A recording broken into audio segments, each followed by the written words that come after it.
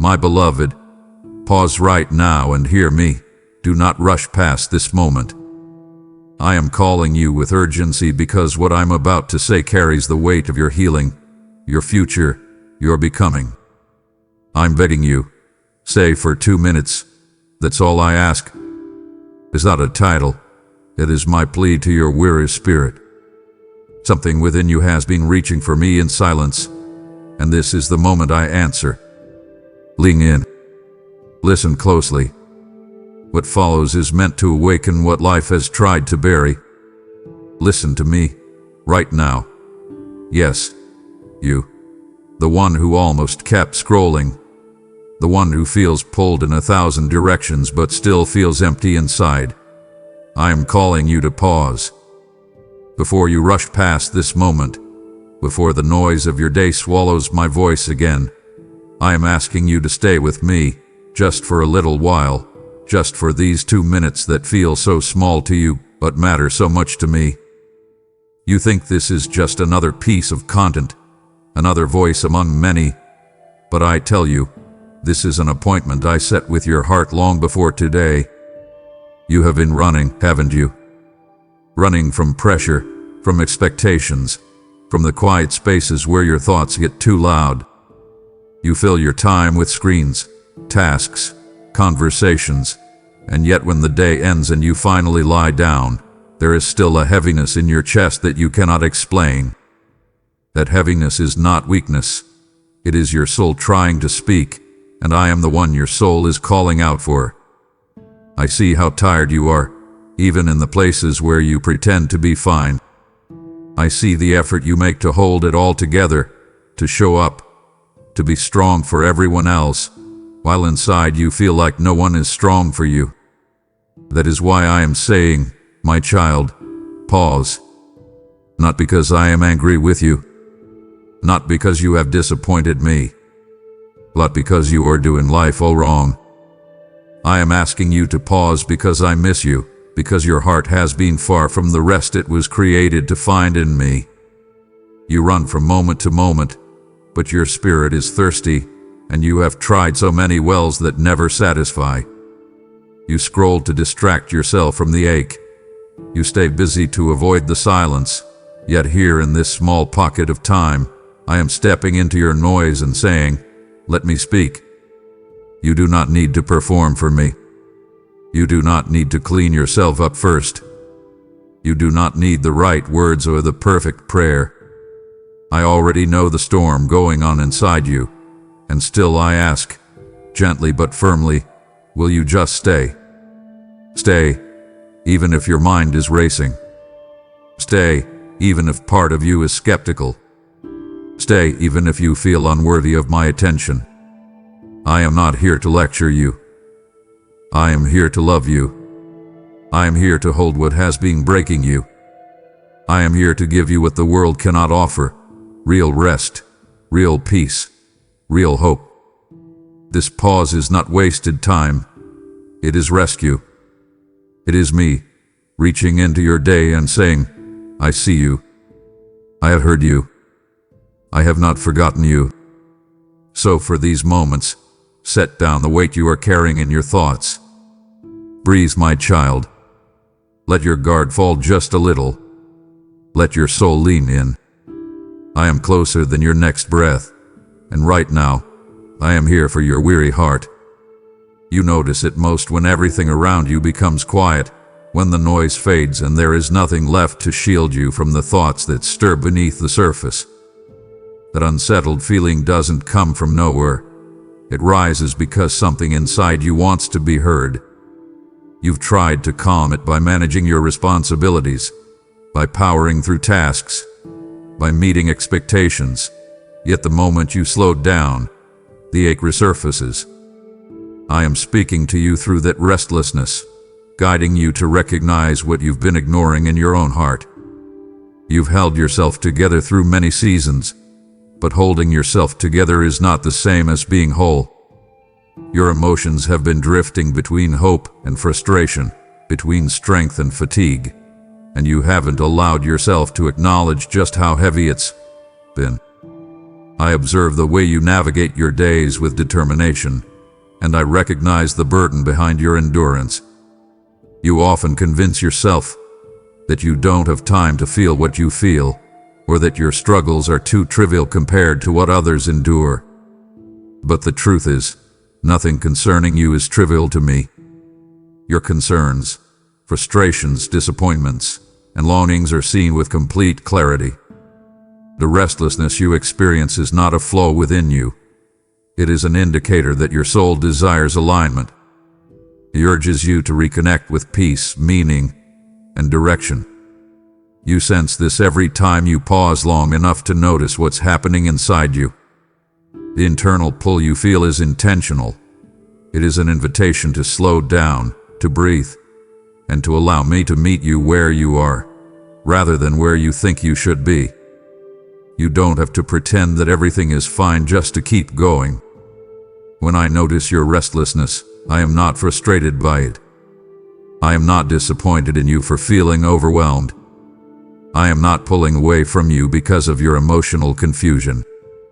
Instead, I move nearer, attentive to the smallest tremors of your heart. If you listen closely during these moments, you may sense a gentle persuasion nudging you toward honesty. That nudge is me encouraging you to recognize your true condition, so you can finally receive the peace that has been waiting for you. Let your restlessness guide you into awareness rather than shame. Let it draw you into conversation rather than isolation. The unsettled places within you are not beyond my reach. They are exactly where I meet you, restore you, and steady you again. You may not realize it, but the moment your finger paused, even for just a second, something inside you recognized value before your mind had time to process it. That hesitation wasn't random. It came from the deeper part of you that craves understanding, reassurance, and direction.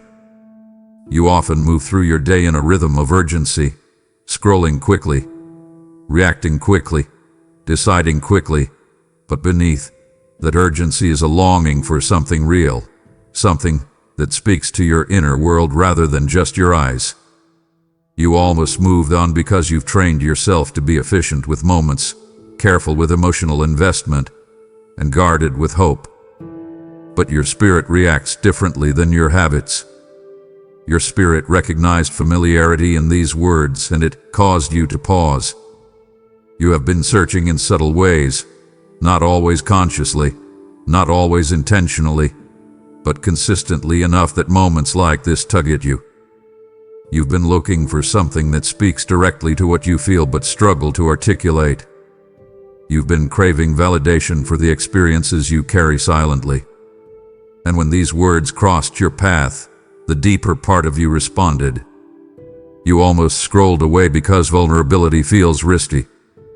Slowing down feels unnatural.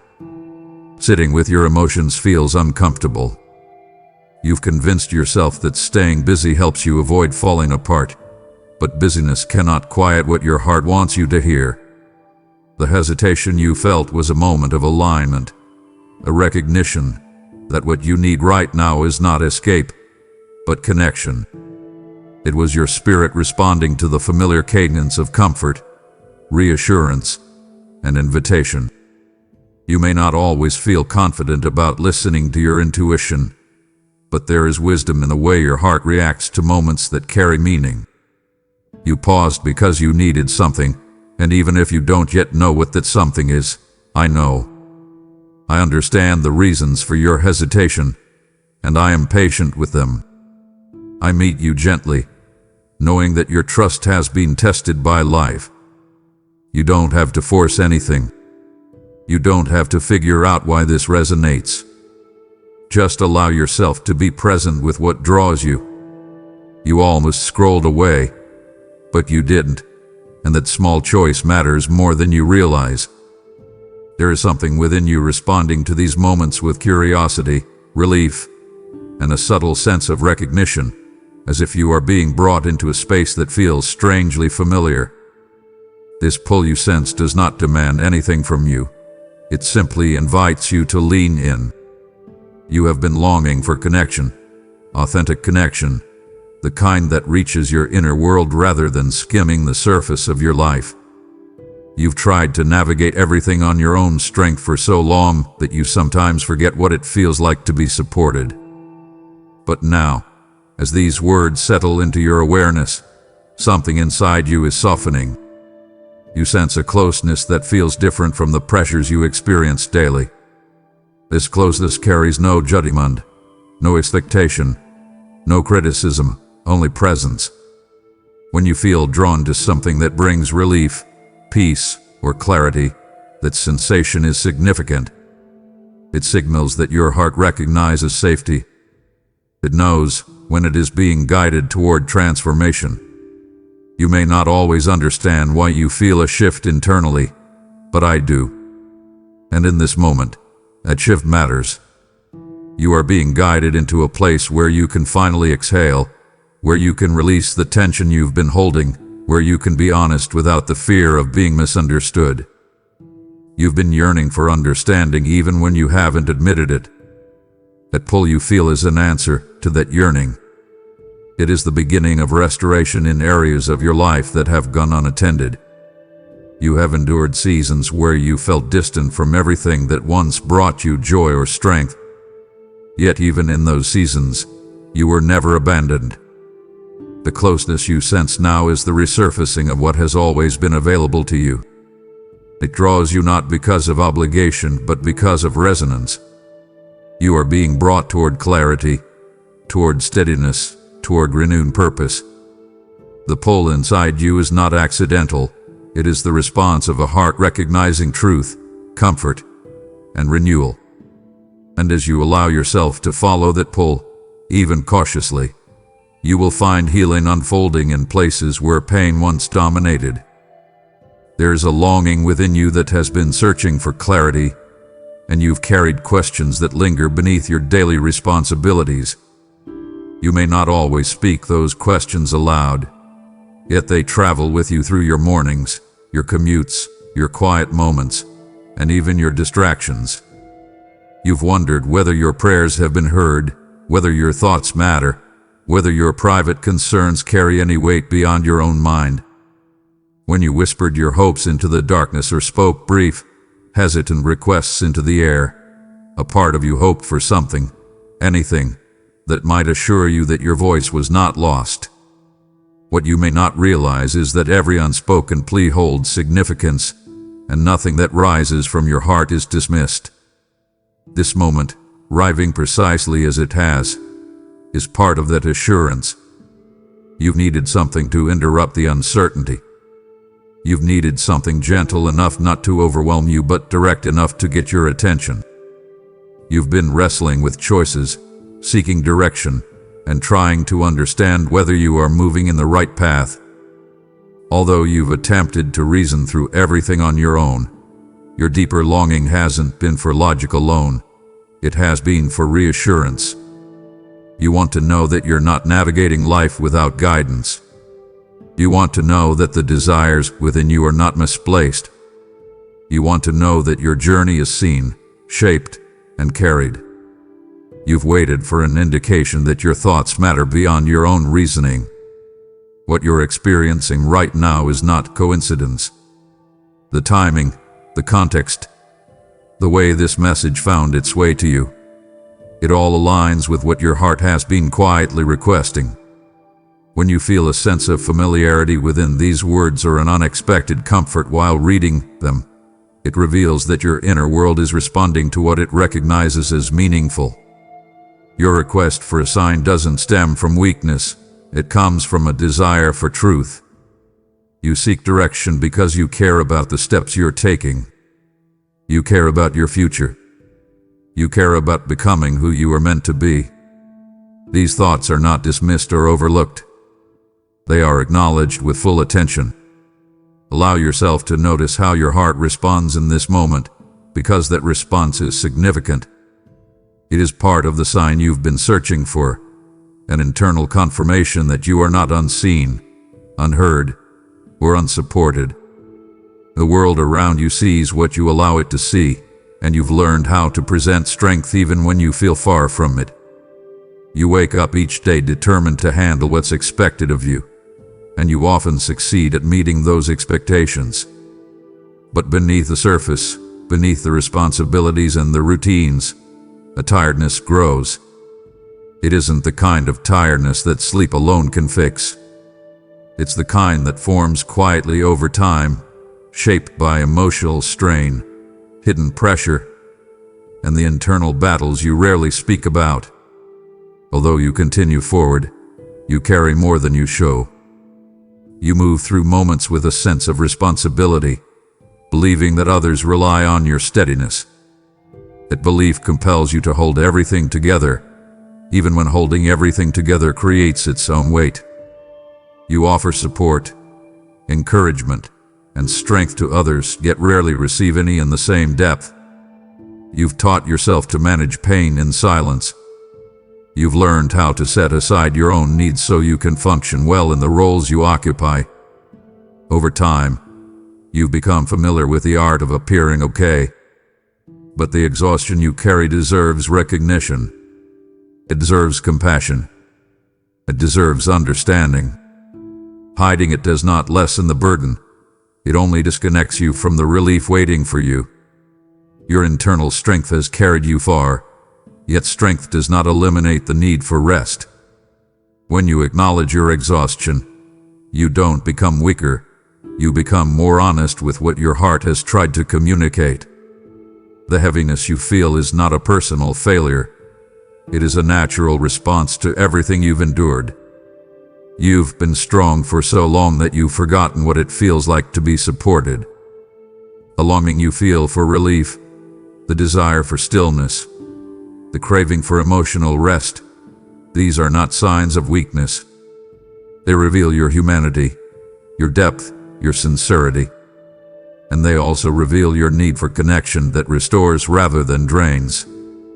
When you allow yourself to recognize your exhaustion, you create space for renewal.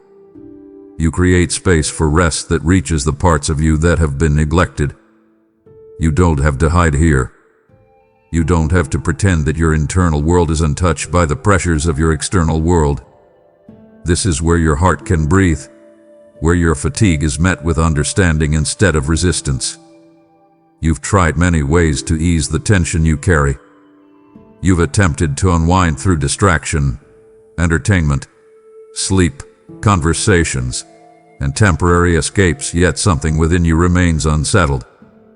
That unsettled feeling doesn't come from lack of effort. It comes from the fact that your soul seeks a level of rest deeper than anything those things can reach. The rest you need isn't merely physical, and it isn't something you can manufacture. It's the kind of rest that touches your thoughts, eases your emotions, and calms your uncertainties. This rest reaches into places that feel stretched thin, places that have been ignored for too long, places that voice their need through anxiety or heaviness.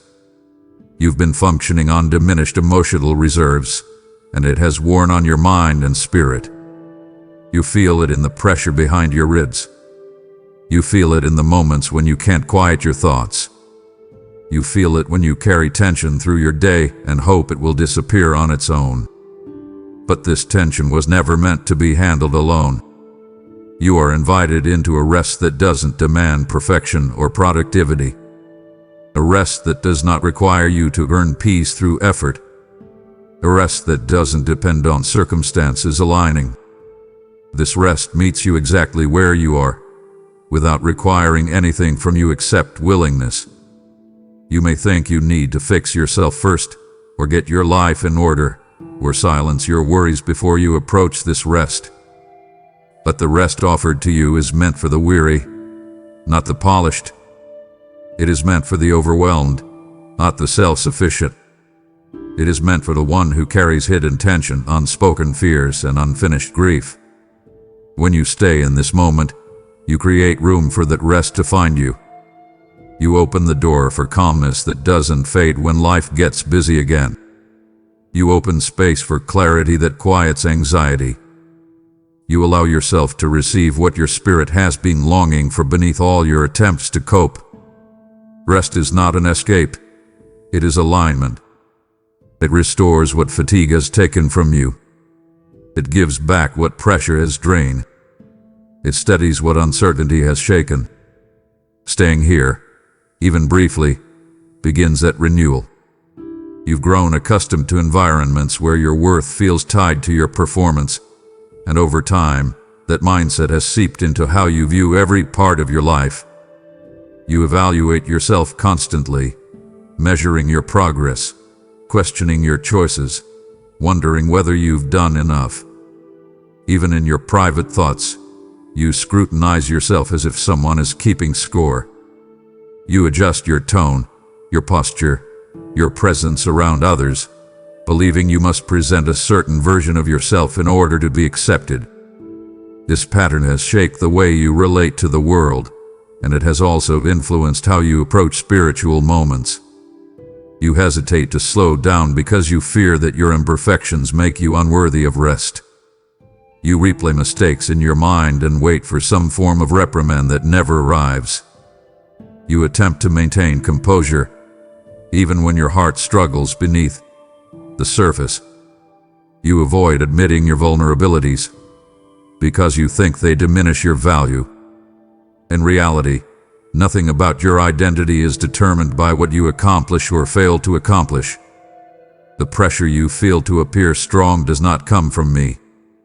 Your attempts to hold everything together do not increase my affection for you. Your flaws do not alter my nearness. The things you hide, your fears, insecurities, regrets, do not threaten this connection. If anything, they reveal where healing is needed most. You were never meant to navigate life through performance. You were never meant to maintain an image that keeps your true emotions buried. You don't have to impress me because you were never required to earn my attention. Your value is not calculated by perfection. Your existence alone holds significance. What you call weakness is part of your humanity, and your humanity is not something I reject. Think for a moment about how exhausting it has been to maintain expectations that were never yours to begin with. Think about the way your heart tightens when you feel you're failing. Think about the moments when you avoid vulnerability because you fear judgment. These responses reveal how deeply performance has shaped you. Here, in this space, you are offered something entirely different. You are offered acceptance that isn't conditional. You are offered connection that remains steady even when your emotions waver. You are offered presence that does not retreat when your flaws surface. You can bring your entire self, your doubts, your confusion, your fatigue, and nothing within you will be dismissed. Release the idea that you must earn a place in this moment. Release the idea that you need to impress me with your strength. You are seen, heard, and held without any requirement placed upon you. Some of the fears you carried began quietly, forming during seasons when you felt unsupported or misunderstood. Others emerged suddenly, triggered by situations that shook your sense of stability.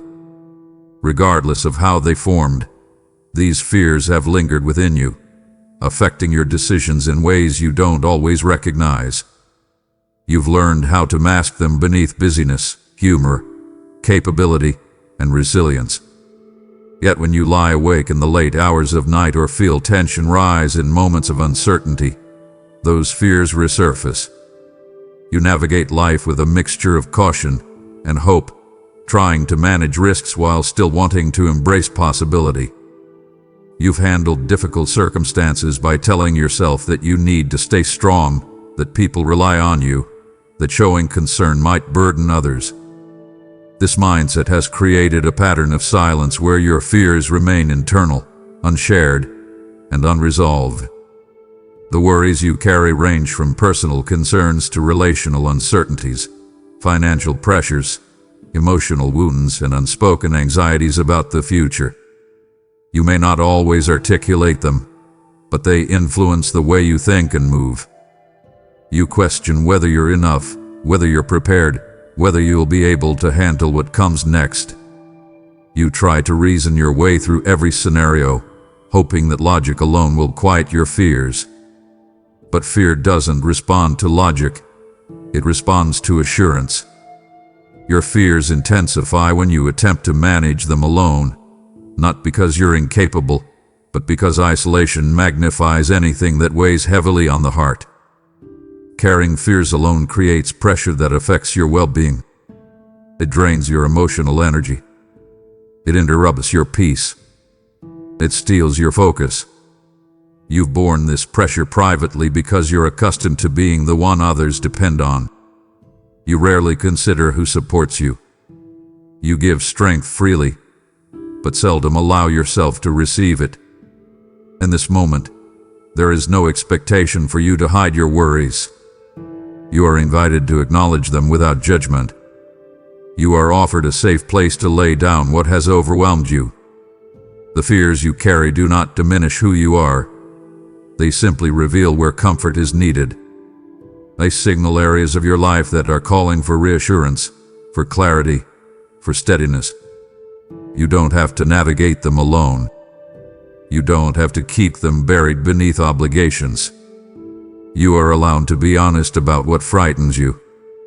You are allowed to release what you've been gripping tightly. This moment is not about exposure. It is about relief. There are moments when your emotions build to a point where words become difficult to form.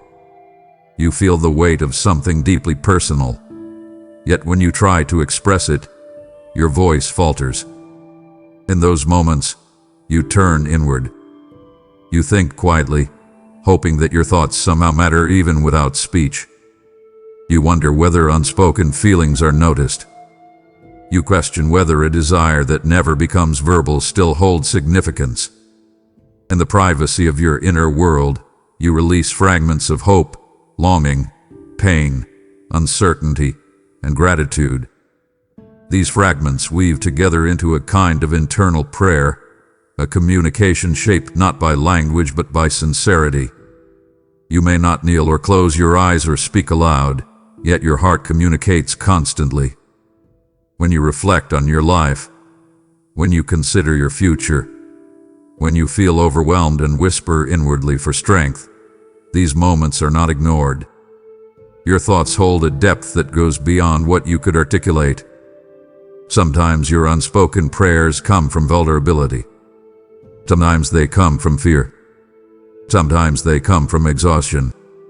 Sometimes they come from yearning for something more fulfilling than what you've experienced. You've had days when the only prayer you could manage was a quiet hope that tomorrow would feel lighter. You've had nights when you laid still, wishing for clarity, comfort, or reassurance. You've experienced transitions, losses, disappointments, and opportunities that all stirred something within you, and even when words escaped you, the longing inside you remains sincere. Nothing within you is unnoticed. The hidden layers of your heart, the unvoiced desires, the questions you keep private, each one holds value. When your thoughts move toward hope, that movement is recognized. When you desire support without knowing how to request it, the desire is acknowledged. When you feel gratitude but don't know how to express it, the gratitude is received. Your unspoken prayers are not lost. They are part of your ongoing journey, revealing the shape of your inner world. They represent the most honest version of you, the version not polished by eloquence or filtered through pride. You don't need perfect language to be understood. You don't need structured sentences to be heard. You don't need grand expressions to be recognized. What rises from your heart, even in silence, holds profound meaning. You've been navigating an internal conflict that doesn't show up in your expressions or your routines, yet it shapes so much of how you move through your days. You've learned how to function while carrying it, which makes others assume you're fine, even when you're anything but steady inside. This battle has been building over time, shaped by moments you didn't fully process, conversations that left a mark, disappointments you tried to shrug off, and pressures you kept absorbing without release. You face it privately because you don't want to overwhelm anyone with what you're really feeling. You worry that no one would fully understand the complexity of it. You fear being misunderstood or judged or told to just move on. So instead, you choose silence. But that silence has its own weight. It multiplies the effort required to get through each day. It makes simple tasks feel heavier than they should. It causes you to question yourself in ways you rarely admit. The battle you're facing is not only emotional, it's spiritual, mental, and deeply personal. It affects the way you view your future, the choices you consider, the relationships you nurture, and the confidence you try to build. You've experienced moments when you felt strong, only to have doubts rush back in without warning. You've tried to reason your way through it, hoping that logic alone could untangle the knots inside you. But this conflict goes deeper than logic. It relates to your identity, your history, your hopes, your fears, and your desire for meaning that aligns with who you truly are. What you're facing is not a sign of weakness. It's evidence of your depth. Only someone with a sensitive heart, a thoughtful mind, and a sincere desire for growth experiences a battle like this. You don't fight because you're fragile, you fight because you care. You care about being whole. You care about becoming better. You care about living with purpose. You care about honoring the truth within you. The conflict inside doesn't disqualify you. It reveals the territory you're meant to overcome. Nothing about this battle intimidates me. Nothing about it surprises me. Nothing about it pushes me away. I see the beginning, the middle, and the future resolution of what you're experiencing, and I walk with you through each part. You're not fighting this in isolation. Even when you feel alone, you're not abandoned. Even when you feel overwhelmed, you're not unsupported. Even when you feel confused, you're not without guidance. The battle you're fighting has an end, and your strength will grow through it. There have been moments when the weight inside you felt so intense that you questioned whether you were reaching a breaking point. You've mistaken emotional overload for personal failure. You've interpreted confusion as instability. You've assumed that your struggles signify that something is fundamentally wrong with you. But what you feel does not reflect collapse. It's the result of change, growth, and the stretching of your inner world. When life pushes you into new territory, it often brings discomfort. When old patterns begin to break, the process rarely feels gentle. When clarity begins to rise, it first exposes everything that has been clouding your perspective. You're not falling apart. You're shedding what no longer aligns with where you're going. The tension inside isn't meant to destroy you. It's meant to release what hath been limiting you. You aren't unraveling. You're unfolding. Your emotions haven't betrayed you. They're signaling that you're entering a new season internally, one that requires more honesty, more healing, and more courage than before. You've grown accustomed to carrying everything independently, so when your strength wavers, you interpret it as weakness. You forget that even the strongest hearts require renewal. You forget that growth often feels like instability before it becomes clarity. You forget that outgrowing old mindsets feels like disorientation before it becomes revelation. What feels like falling is actually shifting. What feels like breaking is actually rebuilding. What feels like losing control is actually letting go of what has held you back. Your resilience hasn't abandoned you. Your stability hasn't vanished. Your identity isn't crumbling. You are transitioning, and transitions rarely feel calm. Think about how you've been stretched emotionally, mentally, spiritually. Think about how you've questioned old beliefs, shifted priorities, and confronted pain you once ignored. These aren't signs of destruction. They're indicators that you're moving forward. The discomfort you're experiencing is part of becoming who you were meant to be. You are not collapsing. You are evolving. You've gone through seasons where you pushed yourself to keep moving, often ignoring the quiet signals within you. You told yourself that you needed to be productive, responsible, efficient, and composed, even when your inner world was calling for something different. You felt the nudge to slow down, but you brushed past it out of habit. You sensed the need for stillness, but you convinced yourself there wasn't time. You recognized tension tightening inside you, but you chose to power through. That pattern has gradually drained your emotional reserves. You've reached a point where your spirit is no longer willing to be drowned out by noise, busyness, or distraction. The moment you paused today, even briefly, you created a doorway for connection that your heart has been craving. This moment matters because it gives you a space where you can finally breathe without expectation. You're not required to solve anything right now. You're not required to perform. You're not required to hold yourself together. You're simply invited to remain open. Your heart needs this moment of stillness because it allows buried emotions to rise gently instead of erupting. It allows clarity to emerge slowly instead of being forced. It allows peace to fill the spaces where worry has lingered. It allows you to reconnect with the truth beneath your fatigue. You've been giving so much of yourself to work, to people, to responsibilities, and very little has been poured back into the deeper parts of you. That imbalance has affected the way you think, the way you feel, the way you interpret your circumstances. Staying in this moment allows your spirit to recalibrate. It allows your attention to ease. It aligns you with what brings healing, direction, and strength. This moment is not about escape, it's about restoration. You need it because something inside you is tired of surviving on fragments of peace. Something within you desires fullness, not temporary relief. Staying present here nourishes what has been neglected, centers what has been scattered, and strengthens what has been weakened. This moment is the beginning of renewal, and your heart recognizes it.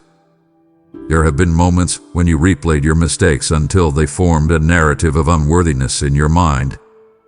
You've held on to regrets, replayed decisions you wish you handled differently, and assumed that your imperfections somehow altered the way I look at you. You feared that your inconsistencies created distance, that your frustrations disqualified you, and that your failures defined you. These thoughts have lingered longer than you admit, shaping how you approach spiritual moments. You hesitate to draw close when you feel flawed. You hold back your honesty because you fear disappointment. You assume judgment where there is none. But the emotions you associate with me are often reflections of how you judge yourself. The internal voice that scolds you does not reflect my nature. The heaviness you feel after a mistake often comes from the standards you've placed upon yourself, not from any rejection on my part. You've been harder on your own heart than I have ever been. The moments when you felt distant were not punishment. They were the result of you withdrawing out of shame or fear. Yet even in those moments, I never turned from you. I never looked at you with anger. I never withheld compassion. You are more than your history, and nothing within you threatens my connection to you. Think about the softness that rises in you when someone you care about struggles. Think about the patience you extend to those who are trying, even when they fail. Your capacity for compassion is only a small reflection of the depth of compassion offered to you. Anger is not what I hold toward you. Disappointment is not what I fix upon you. You are met with understanding. You are met with patience. You are met with grace that does not depend on your performance. Your errors do not weaken my affection. Your confusion does not repel me. Your hesitation does not frustrate me. You've absorbed beliefs about divine anger from places that never understood the nature of mercy. What you experience from me is not wrath. It is steady, unwavering acceptance that meets you in whatever condition you arrive. Release the assumption that I view you the way you view yourself on your hardest days. Release the fear that your imperfections overshadow your worth. Release the thought that mistakes diminish your identity. There is nothing within you that I have not already seen, and nothing within you that has altered the way I receive you. You've walked through seasons that felt quiet, where progress seemed delayed and prayers seemed unanswered. During those times, you questioned whether you were still seen. You wondered if your experiences mattered or if the direction of your life had been overlooked. You moved through days that felt monotonous or heavy, and part of you feared that you'd been set aside while others moved forward. These thoughts didn't appear all at once. They formed gradually, shaped by waiting, disappointment, and moments when you felt invisible to the world around you. It's difficult to remain patient when you don't see the outcome you're hoping for. It's challenging to believe in purpose when circumstances feel stagnant. You've dealt with delays that stretched longer than you expected, and you interpreted those delays as proof that nothing was shifting. But nothing about your journey has been forgotten. Every detail of your life is known. Every desire you hold has been seen. Every chapter of your story is accounted for. You haven't been bypassed, replaced, or ignored. The seasons that felt empty were forming depth within you. The moments that felt wasted were shaping resilience. The detours you encountered were redirecting you toward possibilities you couldn't see at the time. Not being where you expected to be doesn't mean you've been abandoned. Your life is not behind schedule. It is unfolding with intention. You might not always see the progress happening beneath the surface, but movement has taken place in ways you haven't recognized yet. The times when you felt forgotten were moments when your growth was taking place silently, away from the spotlight of outward change. You have not slipped from my awareness. You have not been pushed to the background. You have not been left out of the purpose that belongs to you. You are seen in the waiting just as much as in the moments of breakthrough. You are held in the quiet seasons just as much as in the seasons of clarity. You are carried through uncertainty, not abandoned in it. The idea that you've been forgotten comes from weariness, not reality. Let this moment remind you that I remain attentive to your journey, that I continue to guide you, and that nothing about your story is lost. There have been times when the challenges you faced felt overwhelming, and in those moments, a quiet thought rose within you. Does any of this matter to the one I hope is listening? You hesitated to voice the question because it felt vulnerable. You didn't want to sound doubtful or ungrateful or uncertain. Yet the question formed anyway, not from rebellion, but from fatigue. You faced enough hardship to question whether care still surrounds you. You've endured disappointments that made you feel unprotected. You've encountered unexpected shifts that destabilized your confidence. You've watched others receive answers you longed for, and part of you wondered whether you'd somehow been overlooked. It makes sense that your heart would ask this question. When life becomes complicated, it's natural to wonder whether presence remains. When circumstances remain unchanging, it's easy to assume that care has faded. But care is not diminished. It has remained steady, even when you doubted it. Emotional fatigue can distort your perception, making you interpret silence as absence. But silence does not indicate abandonment. Stillness does not indicate indifference. The fact that you're still seeking connection, still longing for reassurance, still hoping for something meaningful, reveals that care has been holding you even when you didn't feel it. Consider the moments when you pushed through unexpected strength. Consider the days when your spirit received comfort you didn't understand. Consider how your heart has survived situations that once felt impossible. Care has been woven through your journey, even if it wasn't always obvious. The question you've carried, "Do you still care?" is met with unwavering affirmation. You are not loved less because you doubted. You are not valued less because you questioned. You are not seen less because you struggled. Your vulnerability doesn't diminish you. It draws you into deeper understanding. You asked the question because you needed reassurance, and reassurance is being given. Care remains. Presence remains. Attention remains. Nothing about your journey has reduced the depth of connection offered to you. You remember the times when emotion rose so strongly that you couldn't hold it back. You tried to stay composed around others, but there were nights when the pressure inside you became too heavy, and your tears came without permission. Some of those tears came quietly, sliding down your face when you didn't want anyone to notice. Others came in waves, forcing you to pause because the intensity felt overwhelming. You often assumed that no one saw those moments, that no one understood what triggered them, that no one recognized how much strength it took to simply continue through your day afterward. But your tears were not invisible. They emerged from places within you that carry the deepest meaning: your longing, your losses, your hopes, your disappointments, your fatigue, your desire for something steadier than what life has offered.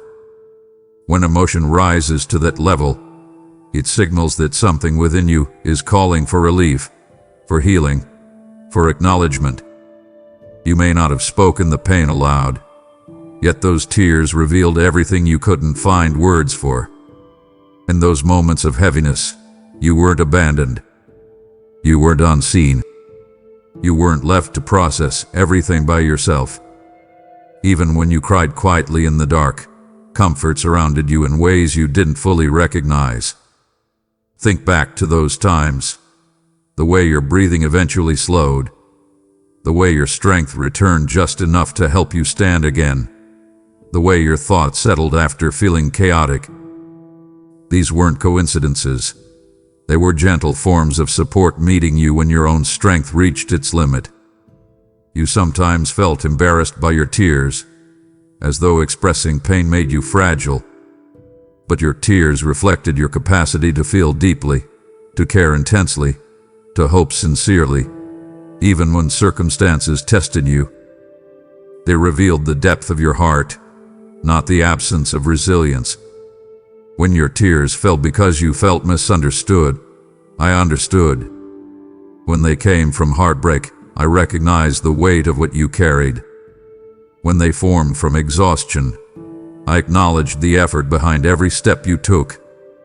When they rose from unresolved questions, I didn't turn away from your confusion. Your tears have never been dismissed. They have always held significance. You may not have realized it, but something within you always felt slightly lighter afterward. That lightness came from the release of emotion you had held inside for too long. You weren't weak in those moments. You were human, sincere, open, and honest with yourself. Your tears weren't a sign of collapse. They were part of your healing. They softened what had become hardened. They cleansed what had been buried. They revealed what required attention. And through every single one, you were supported, understood, and accompanied. You've never cried alone, even when you thought no one was listening. The depth of your emotion was met with depth of compassion, and that compassion has never left you. Not then, not now. The moments when sorrow overwhelmed you often felt like the loneliest experiences of your life. You didn't want to burden anyone with what you felt, so you held everything inside until it overflowed. When the tears came, you sat quietly, telling yourself that no one could understand the mixture of emotions: fear, disappointment, longing, uncertainty, heartbreak, that tangled together. You believed you were releasing those feelings into empty space. Yet those tears never fell without being accompanied. The depth of your sadness was matched by the fullness of my presence, surrounding you with understanding far beyond what words could express. You may wonder how that presence could exist when you still felt the sting of loneliness. But loneliness is often an emotional interpretation, not a measure of actual abandonment. You felt alone because you longed for comfort in a form you could physically recognize, yet comfort still reached you in the silence. It arrived in the way your heart softened after crying. It appeared in the unexpected calm that followed the storm inside you. It revealed itself through the moments when your breathing steadied again, even though you felt drained. Those shifts were not the result of emotional coincidence. They reflected tenderness gently settling around you. Your tears held stories your words never formed. They carried meaning you didn't know how to explain. They came from wounds you didn't realize were still open. Every tear revealed a piece of you that deserved compassion, not shame. When you felt the pain most intensely and believed no one understood, I understood completely.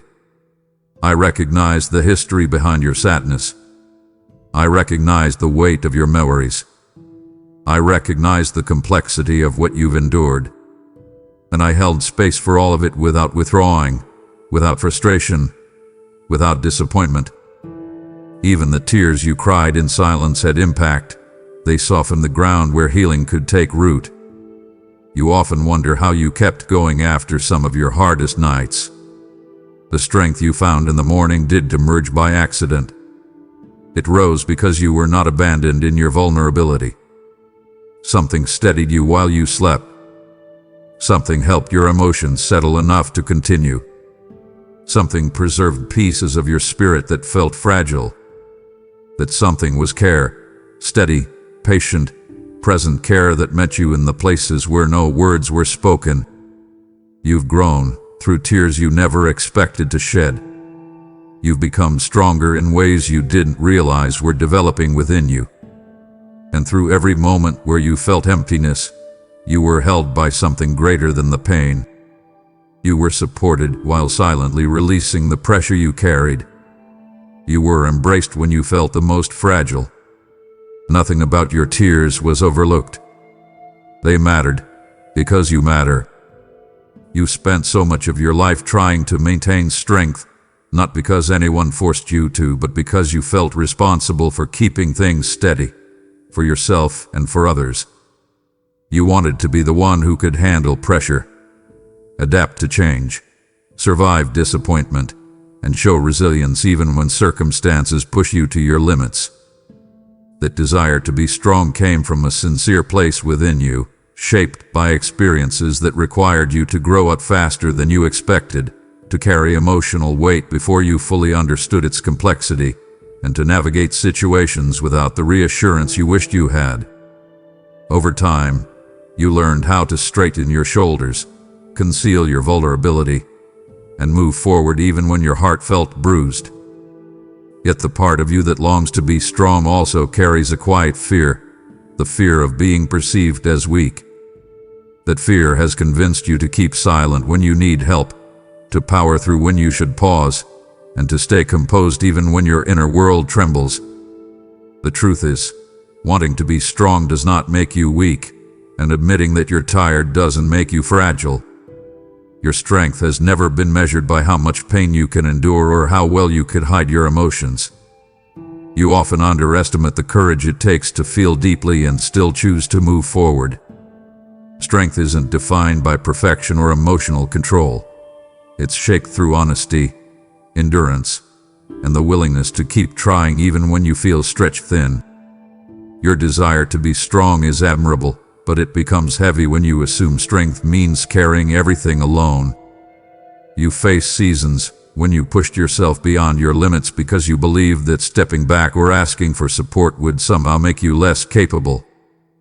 Those beliefs formed quietly, shaped by the fear that if you reveal your internal struggles, you'll be misunderstood or let down. But your desire for strength is meant to lead you toward growth, not pressure. You don't have to maintain composure every moment of your life. You don't have to silence every ache to prove your resilience.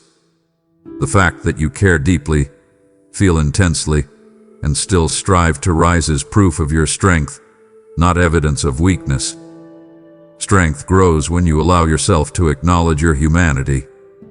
It grows when you permit yourself to rest. It grows when you let someone else support you in the areas where you've been pushing alone. Your desire to be strong has shaped you, but it does not need to confine you. You are at your strongest when you are honest with yourself about what you need and who you are becoming. You don't lose anything by admitting the weight you carry. You gain room to breathe. You've spent years learning how to function under expectations, some placed on you by others, some you placed upon yourself. Those expectations taught you how to keep moving even when your emotions felt tangled, how to smile when you were hurting, and how to project confidence when your inner world felt uncertain. Pretending became a survival mechanism, not because you wanted to deceive anyone, but because you did feel safe enough to express what was happening beneath the surface. You learned how to stay composed in front of others, even when your mind was racing. You learned how to appear calm while carrying unresolved worry. You learned how to take responsibility for situations without acknowledging how they affected you internally. Over time, this pattern created a separation between the version of you that the world sees and the version of you that carries silent burdens. Surrender moves differently. It doesn't demand performance. It doesn't require you to minimize your emotions. It doesn't ask you to suppress your struggles. Instead, surrender invites you to step out of the exhausting cycle of pretending. It encourages you to release the belief that you have to manage everything by yourself. It opens space for you to acknowledge what you feel without fear of judgment. When you surrender, you're not giving up, you're letting go of what drains your spirit. You're allowing honesty to replace pressure. You're letting truth rise above the expectations that have weighed on you. Pretending might make you appear strong on the outside, but surrender strengthens you from within. It allows you to breathe again. It allows clarity to enter. It allows healing to begin. You've held tight to your composure for so long that loosening your grip feels risky. You fear that if you open your heart fully, everything you've been suppressing might spill out at once. Yet surrender doesn't rush you. It meets you at your pace. It invites you to let go gently, piece by piece, moment by moment. It gives you permission to be human, to feel deeply, and to be known beyond your surface. Pretending isolates you, surrender connects you. Pretending exhausts you, surrender restores you. Pretending builds walls, surrender opens doors. You don't have to wear strength like armor every moment of your life. You don't have to hide your weariness behind practiced expressions. You don't have to manage every emotion with silent discipline. Let yourself be honest here. Let the weight you've been carrying loosen its hold. Let the truth of your heart emerge without fear. Surrender doesn't diminish you. It frees you. You've carried memories you wish you could rewrite, moments you would handle differently if you had the chance, and decisions that still echo in your thoughts long after they passed. Some of those memories surface unexpectedly, pulling your emotions backward into seasons you've already outgrown. Others linger quietly in the background, shaping how you see yourself without you fully realizing it. You sometimes assume that your past has created permanent limitations, that your mistakes build walls around your future, or that your failures cast shadows over your worth. You may even fear that if anyone knew the full truth of what you've experienced, they would see you differently. Yet the past, with all its complexity, does not serve as evidence against you. It serves as a context for your growth. The moments you regret are not marks of condemnation. They are markers of transformation. You learned from experiences that once broke you. You gained wisdom from choices that did not reflect who you truly are. You shifted, adapted, and evolved because of the paths you walked through, not in spite of them. Your past does not disqualify you from healing, purpose, or peace. It doesn't hold the authority to determine your identity unless you allow it to. You are not bound to the version of yourself that existed during your most difficult times. You are not sentenced to carrying guilt for the rest of your life. The fact that you reflect on your past with awareness shows that you are no longer the person who struggled through those moments. You have grown in ways you don't always acknowledge. You softened in areas where hardness once formed. You've let go of habits and mindsets that no longer serve you. The transformation happening within you is evidence that your past is behind you, not still holding you hostage. When you look back, you often do so through the lens of shame or regret. But if you could see your journey through the eyes of compassion, you would understand how far you've come and how deeply you've been shaped by every step you took. Condemnation is not what meets you here. What meets you is understanding, a recognition of the pain you felt, the pressure you endured, and the courage it took to continue moving forward. The past holds chapters, not life sentences. It contains events, not verdicts. You are not defined by the version of yourself that acted from fear, confusion, or pain. You are defined by the strength rising within you now. When you revisit your past, don't view yourself as someone beyond redemption. View yourself as someone who survived, someone who learned, someone who is being reshaped by grace stronger than your history. Nothing in your past has the power to condemn you. It only has the power to remind you of how resilient you are becoming. You've been surrounded by a constant stream of stimulation, notifications, conversations, obligations, responsibilities, expectations, each demanding pieces of your attention. Over time, your mind adapted to this environment, growing accustomed to external noise that rarely gives you space to breathe. Even when you're physically still, your thoughts continue racing, influenced by the noise you've absorbed throughout the day. The world around you has become loud, and that volume has gradually pulled you away from the quiet center inside yourself. You've noticed that focus has become more difficult, that clarity feels distant, and that emotional tension builds quickly when you're overwhelmed by too many things at once. The noise around you has shaped the rhythm of your days, and you've moved along with it, even when your spirit longed for stillness. This distraction didn't happen all at once. It formed subtly, through small moments where you chose busyness over reflection, urgency over rest, and productivity over presence. You didn't do this intentionally. You were simply trying to keep up with everything expected of you. Yet the more you leaned into the noise, the more disconnected you felt from your inner world. A disconnection can leave you feeling uncentered, unfulfilled, and unsure of what direction to take next. It can make your emotions harder to navigate because your heart hasn't had the stillness it needs to express what's actually happening inside. You may have even mistaken the noise for normalcy, believing that constant motion is the only way to survive. But underneath the noise, your deeper self has been waiting for room to breathe. The longing you feel for calmness is not weakness. It's a natural response to overstimulation. You need moments that quiet the external world so you can hear the truth rising within you.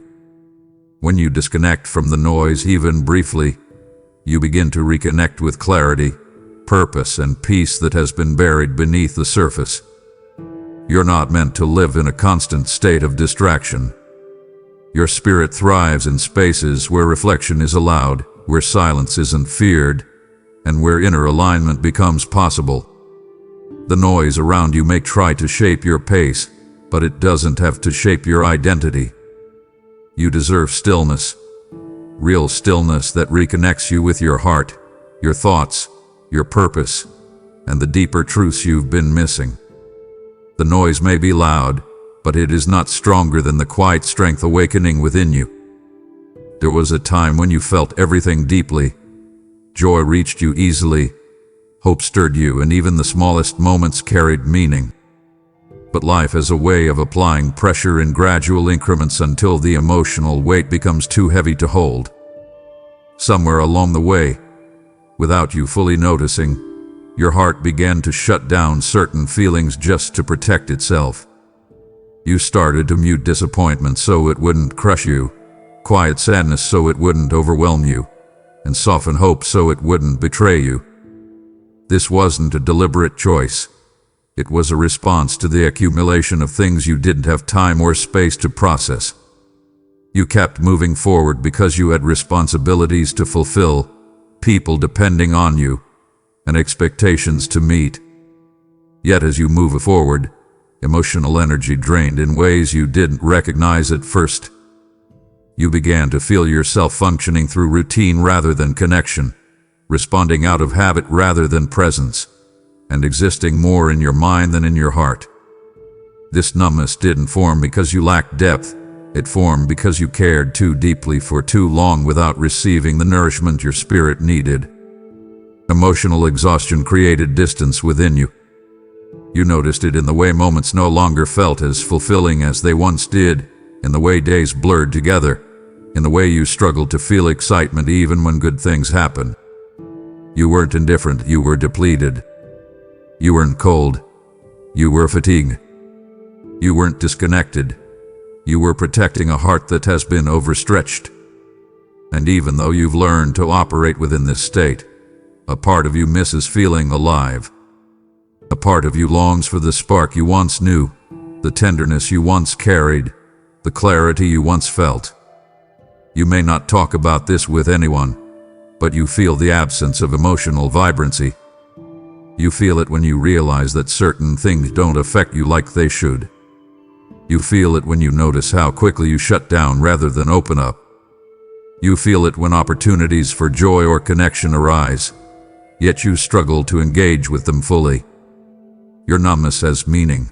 It shows that you've been enduring more than your heart could manage alone. The numbness doesn't mean you're broken. It doesn't mean you've lost the ability to feel. It simply means your heart is tired and needs gentle restoration. This moment is part of that restoration. You're not being asked to force emotion back into yourself or pretend that everything is fine. You're being invited into a space where your heart can gradually thaw in its own time, in its own rhythm.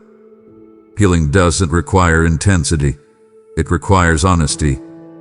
As you allow yourself to step out of survival mode, you'll feel pieces of yourself returning, slowly, softly, steadily. Your numbness is not permanent. It is the residue of exhaustion, not the definition of your identity. There is warmth waiting to return to you, and you will feel again with depth, strength, and clarity. You may not always recognize it in the moment, but your inner world has been sending signals, gentle, persistent, unmistakable, calling you toward connection with something greater than what you see around you. This longing often appears when your mind grows tired of noise, when your emotions feel stretched thin, when the life you manage externally doesn't match the hunger within you. You feel it during quiet nights when everything slows down and truth rises to the surface. You feel it when moments of peace briefly touch you, reminding you of something familiar yet hard to articulate. You feel it when you reach for meaning, not out of desperation, but out of recognition that your soul desires more than survival or routine. This longing is not weakness, it's alignment. Your inner self knows when it needs depth. It knows when superficial comforts no longer satisfy. It knows when spiritual hunger rises beneath the surface. And even though you sometimes ignore that tug because life feels too busy or too overwhelming, the longing doesn't fade. It waits patiently. There have been days when distractions drown that inner pull, making it harder to recognize. You filled your schedule, tended to others, pursued responsibilities, and handled challenges with determination. Yet in the stillness between tasks, in those small gaps where everything quieted, you felt it. It wasn't pressure. It wasn't fear. It would draw toward presence, toward truth, toward grounding. Your spirit wasn't calling out because you were failing. It was calling out because you were ready for more. Ready for healing beyond surface-level coping. Ready for clarity beyond guessing. Ready for peace that doesn't depend on circumstances. ready for connection that fills the places loneliness could not reach. This calling rises from the deepest part of you, the part that remembers who you are even when stress distorts your perspective. When you sense that internal pull, it's because your spirit recognizes where it belongs. It recognizes voice, warmth, guidance, and resonance even before your mind understands what's happening. You felt it in moments when a sudden calm washed over you for no reason. You felt it when words, like these, found you at the right time. You felt it when something inside you whispered, "There has to be more than this," not out of dissatisfaction, but out of desire for spiritual fullness. Your spirit is wiser than the pressures around you. It knows when you're drifting too far from what nourishes you. It knows when you're settling for distractions instead of depth. It knows when your heart needs connection beyond what this world can offer. The calling you sense is not a demand. It's an invitation. You are being drawn, gently and continuously, toward the source of peace your soul has been craving.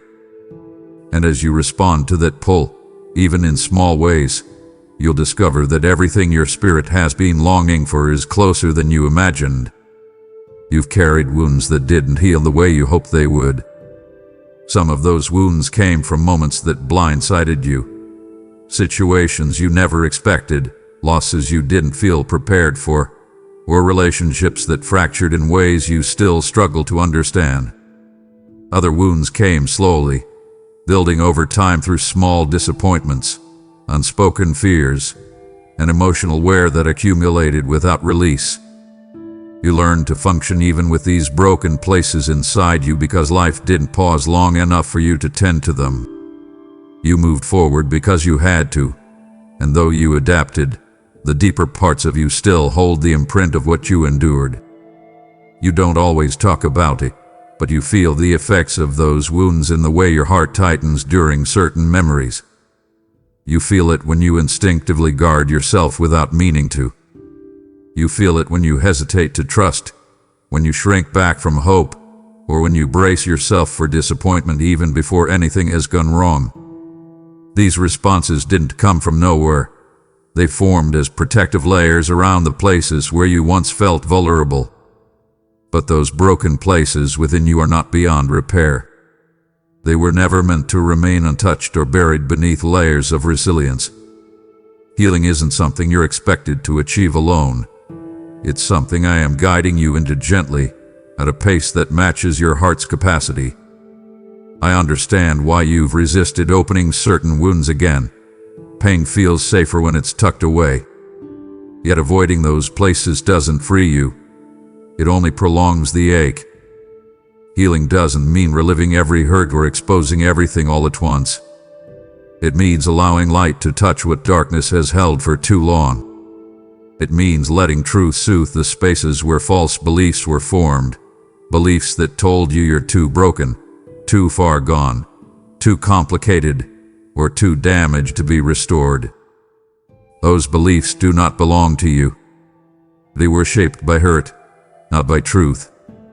Restoration begins when you allow yourself to be honest about what still affects you. It begins when you stop convincing yourself that pain doesn't matter simply because you survived it. Strength isn't found in pretending you're untouched. It's found in letting healing rewrite the story inside you. There's a version of you waiting to emerge, one not shaped by fear or guardedness, but by wholeness. The fractures you carry do not diminish your worth. They reveal where compassion intends to meet you. I see the places where life bent your spirit, where your confidence cracked, where your joy dimmed, and where your trust faltered. And I am reaching toward those very places, not to expose your weakness, but to restore what was lost. You don't have to push yourself into healing. Just allow it. Healing moves gently. It never forces, it invites. And right now, that invitation is extended to you. The moment you paused to read these words, something internal began to loosen. Subtle, almost unnoticeable, yet undeniably real. You've been navigating a long season where progress felt slow, where familiar patterns repeated themselves, and where forward movement seemed limited by circumstances or emotional heaviness. You told yourself to keep going, hoping that eventually something would change. But breakthroughs rarely arrive with fanfare. They often begin quietly, in moments of surrender, reflection, or unexpected clarity. Moments like this one. You may not recognize it yet, but the internal resistance that once held you back has already begun to soften. This softening is not weakness. It's the first sign of transformation. Something within you is shifting from survival toward renewal. You're not stepping backward. You're stepping into a new internal landscape where healing, clarity, and direction can finally take root. Breakthrough isn't always dramatic.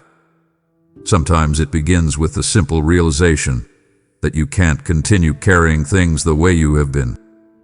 Sometimes it begins when you finally allow yourself to feel again after a season of numbness. Sometimes it begins when your heart chooses honesty over self-protection. And sometimes it begins in quiet moments where you sense, almost intuitively, that something greater is being formed within you. That's what's unfolding now.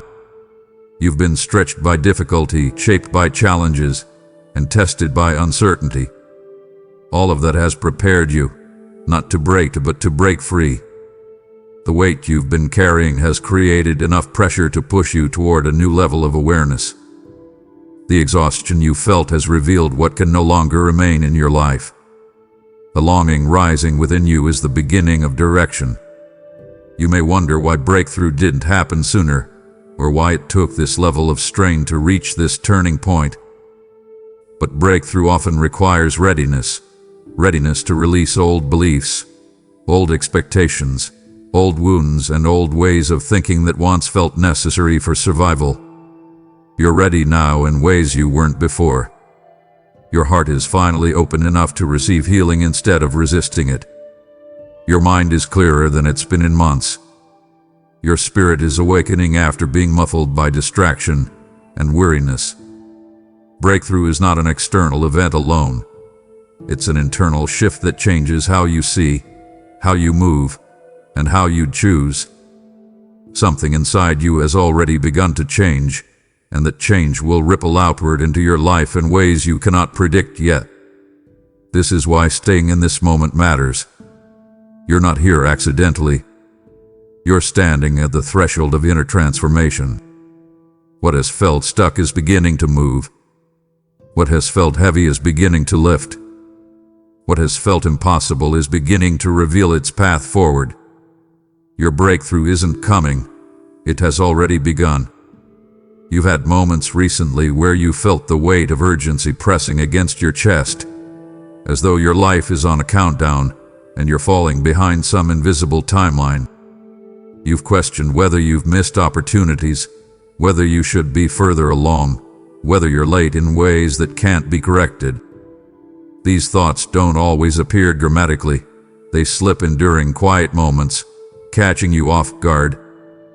They whisper that you've wasted years, that you should have known better sooner, that others have surpassed you while you've been stuck dealing with circumstances you never asked for. You've tried to rationalize your progress, but your mind keeps circling back to the fear that your time is slipping away. That fear influences your decisions, your self-perception, and your confidence. It makes you second-guess the path you're on and question whether you'll ever get where you hope to be. But the truth is far more gentle than the fear pressing upon you. You are not late. You have not fallen behind. You are not living a life that has veered outside the reach of purpose. Every detour you've taken, every delay you faced, every season that felt stagnant carried meaning you didn't recognize at the time. The time you think you've lost has been shaping you in ways you will only understand in hindsight. You've grown through pain without realizing how deeply it matured you. You've developed resilience without noticing how it redefined your inner strength.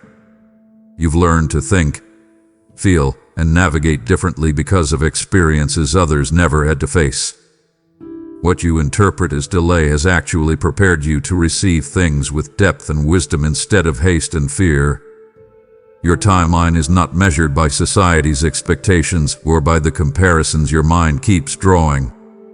It's measured by alignment, by becoming ready internally for what you're moving toward externally.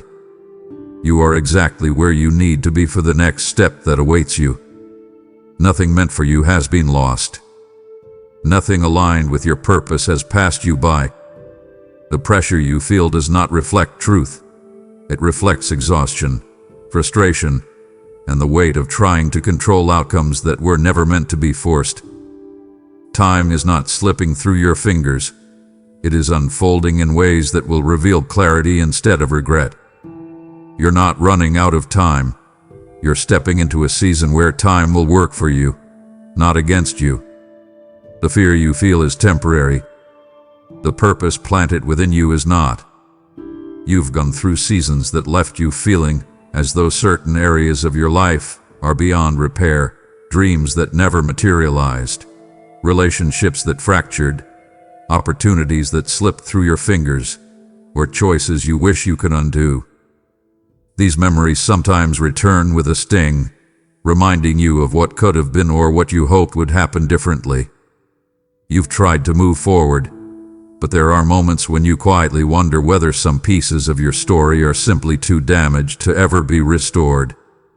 You question whether mistakes permanently altered your path, whether the years you lost can never be redeemed, and whether the version of yourself you once envisioned is forever out of reach.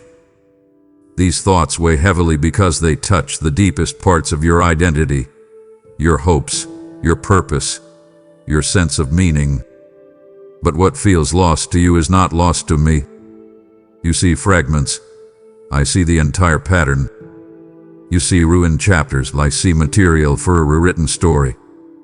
You see detours. I see pathways being formed that you never expected. Nothing in your life is too tangled for healing. Nothing you've endured has pushed you beyond the reach of restoration. Even the moments that broke you have formed raw material that can be shaped into something meaningful. The seasons that felt wasted cultivated resilience, compassion, and depth that cannot be taken from you. The disappointments that discouraged you opened your heart to needs you once overlooked. The delays you feared were damaging you were actually protecting you from outcomes that weren't aligned with your future. You underestimate the capacity for renewal because you base possibility on what you see now. But restoration doesn't depend on circumstances alone. It depends on the transformation happening within you. Your perspective is expanding. Your heart is softening where it once hardened. Your clarity is awakening where confusion once dominated. These internal shifts create space for external change. Nothing in your story is too far gone for new beginnings. What you thought you lost forever may return in a new form, stronger and more aligned than before. What you assumed was ruin may become the foundation for something unexpected. There is no moment, no choice, no experience, no wound that places you beyond the reach of rebuilding. Your life is not defined by what fell apart. It is defined by who you are becoming through it. And nothing, absolutely nothing, is too lost to be renewed. You've been carrying areas of your life that feel stagnant, like barren ground that refuses to produce anything meaningful no matter how much effort you pour into it. You've looked at certain dreams, relationships, opportunities, or emotional spaces and concluded that they're finished, that nothing more can grow there, that nothing new can emerge, that those chapters have reached an irreversible end. You silently mourn what you believe has died within you. It's not that you gave up easily, you simply grew tired of disappointment. Over time, resignation formed itself around these places like a quiet fog, convincing you that there's no use revisiting them because doing so only reopens old wounds. And yet, despite how final everything feels from your vantage point, these seemingly lifeless areas hold more activity, more movement, more quiet transformation than you can see with your natural eyes. Life doesn't always reveal its progress immediately. Some growth begins in stillness, beneath the emotional soil, where roots strengthen long before anything rises into sight. Yet because you haven't seen change doesn't mean change isn't present. There are patterns shifting within you that you don't feel yet. There are alignments forming that you aren't aware of. There are connections developing behind the scenes that will make sense only when the right moment arrives. What appears dead may only be dormant. What appears lost may be entering a phase of reconstruction. What appears stagnant may be undergoing deep preparation. You've misread silence as absence, yet silence often means the groundwork is being laid for something meaningful. Think about the seasons of your life where you believed nothing was happening, yet months or years later you realized how much had unfolded within you during that quiet time. Strength you never recognized took shape there. Wisdom you now carry was formed there. Discernment that guides you began there. The same is happening now. There are things being rearranged within you, belief shifting, fears dissolving, clarity rising. These internal movements may feel subtle, but subtle does not mean insignificant. Transformation often begins invisibly. What you call dead soil is soil being enriched. What you call broken potential is potential being remade. Part of your frustration comes from the fact that you feel ready for movement, yet movement seems delayed. But readiness is deeper than desire. It's alignment of heart, mind, identity, and environment. I am working to align all of these, even in the areas you've given up on. You don't have to resurrect what feels dead. You only need to remain open to the possibility that new life can still rise from it. Your story has not reached its final form. The chapters that feel prematurely closed may reopen with clarity you never had before. The parts of your heart that feel numb may awaken with a vibrancy you haven't felt in years. Nothing in your life is beyond renewal. Even the places you mourn as over can become the ground where the most unexpected beginnings take root. You've spent many moments, some intentional, some unconscious, asking for something to shift inside you or around you. Sometimes these prayers were clear and spoken, shaped with purpose and direction. Other times they emerged as sighs, whispers, or quiet thoughts you barely acknowledge. You prayed for guidance when you felt lost. You prayed for relief when you felt overwhelmed. You prayed for opportunities when life felt closed off. You prayed for healing when pain made it hard to breathe. And even in seasons when you felt too exhausted to articulate anything, your longing still reached me. You often underestimate the power of those quiet requests because you measure effectiveness by how quickly you see results. But change rarely begins externally. It begins inside the heart, where your desires align with your growth. You've been waiting for visible change, but internal change is already underway. Think about the way your awareness has increased. Think about how your perspective has shifted over the last few months. Think about how your conversations, your reactions, your boundaries, your vision for your future have all evolved. Change doesn't always feel dramatic. It often feels like subtle clarity rising inside you, or like sudden discomfort with situations you used to tolerate, or like a gentle pull towards something healthier, not out of pressure, but out of resonance. These movements are not random. They are the beginning of answered prayers. There were times you doubted whether your prayers mattered, especially when circumstances didn't shift as quickly as you hoped.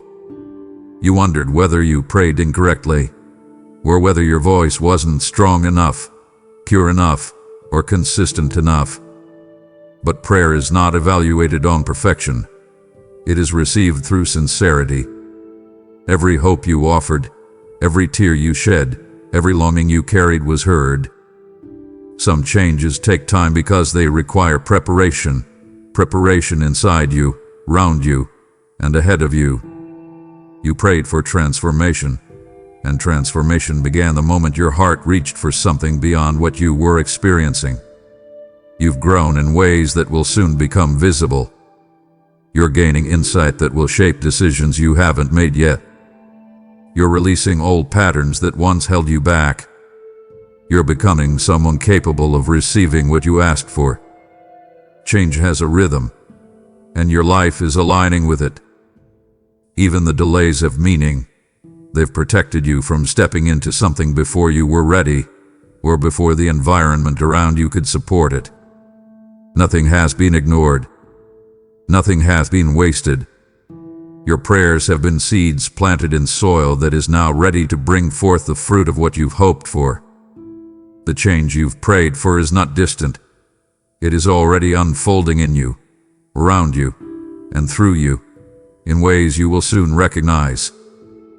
There's a part of you that wants to believe something good is coming, that change is possible, that you are being guided towards something meaningful. Yet just beneath that hope sits a quiet, persistent fear that whispers warnings into your spirit and tells you to be careful. It tells you not to expect too much. It tells you that if you allow hope to rise too high, the fall will hurt even more. This fear didn't form out of nowhere. It grew from past experiences where you extended yourself emotionally, trusted deeply, or believed wholeheartedly, only to be met with outcomes that wounded you. Those disappointments left imprints, and even though you've healed in many ways, your heart still remembers that ache. So now, without realizing it, you approach new opportunities with caution. You analyze possibilities through the lens of past pain. You temper your excitement. You protect yourself by keeping your expectations low. You tell yourself you're being realistic, but deep down, you know it's more than realism. It's self-protection. Yet living in constant anticipation of disappointment creates its own heaviness. It drains joy from moments that could uplift you. It dulls the spark inside you that wants to dream again. It narrows your perspective until even good things feel temporary, unstable, or too fragile to trust. You deserve better than that. You deserve hope that doesn't feel threatening. You deserve anticipation that doesn't carry anxiety. You deserve to experience good things without immediately wondering what will go wrong. The fear that grips you isn't a sign of weak faith. It's a sign of deep scars that haven't fully softened yet. And those scars matter. They are not ignored. They are not belittled. They are not something you're expected to simply move past. Instead, they are places where comfort is being offered to you, where reassurance wants to settle, where healing is already working quietly beneath the surface. Eventually, the fear of disappointment will lose its hold, not because circumstances change instantly, but because your inner world becomes more stable, more grounded, and more aware of your own worth.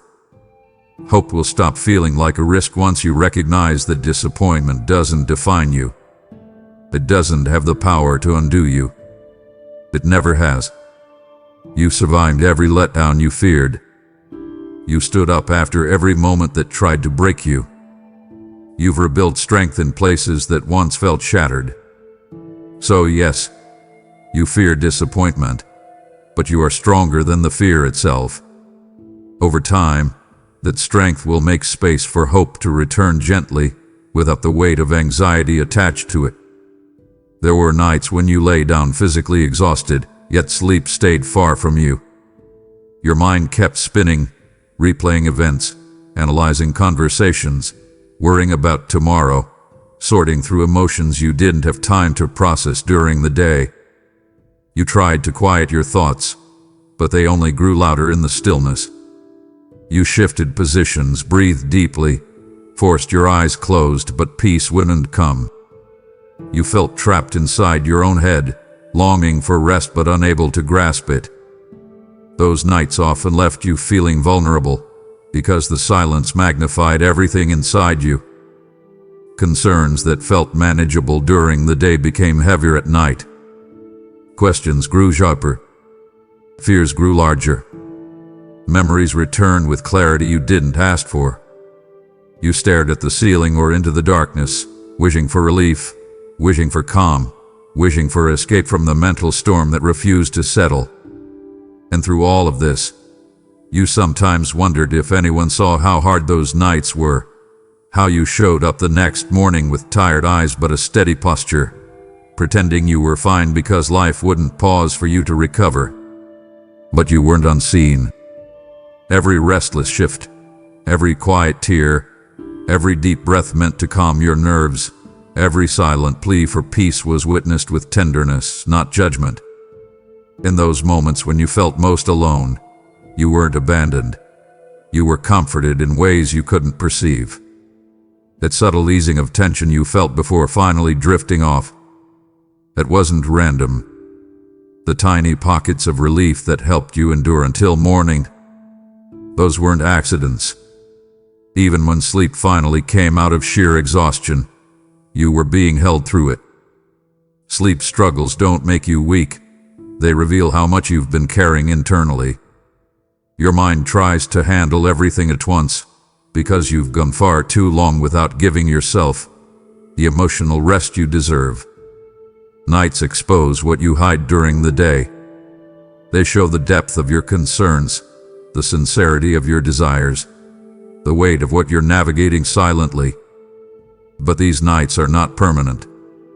They are signals, indicators that your heart is in need of gentler rhythms, healthier boundaries, and deeper restoration. In time, peace will return, not as a fleeting moment, but as a steady presence that quiets your thoughts instead of letting them spiral. You survived every restless night so far. You've gotten up, moved forward, and lived through days that followed sleepless hours. That alone speaks to your resilience. But you're not meant to live in survival mode forever. Rest is coming. Real rest that settles your mind, steadies your heart, and allows you to sleep without fighting your own thoughts. And the next time night falls heavy on your shoulders, remember, you will not be facing it alone.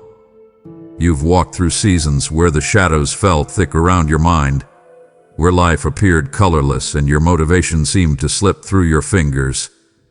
In those times, you often assumed the darkness had the final word, that the heaviness pressing against your chest was simply your new reality. You tried to navigate through it alone, telling yourself to be strong, to shake it off, to push forward even when your heart felt limp. And while the world around you continued moving, your inner world felt frozen, quiet, uncertain. You didn't want anyone to see how dim things felt inside you, so you kept showing up, kept functioning, kept doing what was expected of you. But deep within, you felt disconnected from joy, disconnected from clarity, disconnected from the softness you once carried. Yet even when the heaviness seemed overwhelming, something inside you refused to disappear completely. There was a faint stirring, a whisper you couldn't fully identify, a sense that something beyond your pain was still calling you forward. That whisper was hope, and it didn't shout because your heart was too tender for anything loud. Instead, it settled gently, like the smallest spark refusing to be extinguished. You may not have recognized it at the time because it didn't feel dramatic. It felt more like subtle encouragement, like a brief moment of relief in the middle of an emotional storm, like a passing thought that said, "Keep going," even when your mind argued against it. Sometimes it came as warmth in a moment that should have felt cold. Sometimes it came as an unexpected calm right when you were spiraling. Sometimes it came as a memory of something good that reminded you you're still capable of feeling more than pain. Each of these moments was hope reaching for you, not because you were strong enough to find it, but because you needed it too deeply to be left without it. Hope doesn't always enter your life like a sunrise. Sometimes it arrives like a quiet flicker that slowly strengthens until you realize the darkness isn't absolute. Even now, that flicker moves within you. The heaviness hasn't erased your capacity to rise. It has prepared the ground for a deeper form of peace to take root. The darkness you've endured hasn't numbed your spirit. It has made your spirit more aware of what truly matters. You're beginning to recognize this shift. The weight inside you no longer feels quite as suffocating as it once did. The confusion has pockets of clarity now. The sorrow has moments where it loosens its grip. It's hope working within you, softly, steadily, faithfully.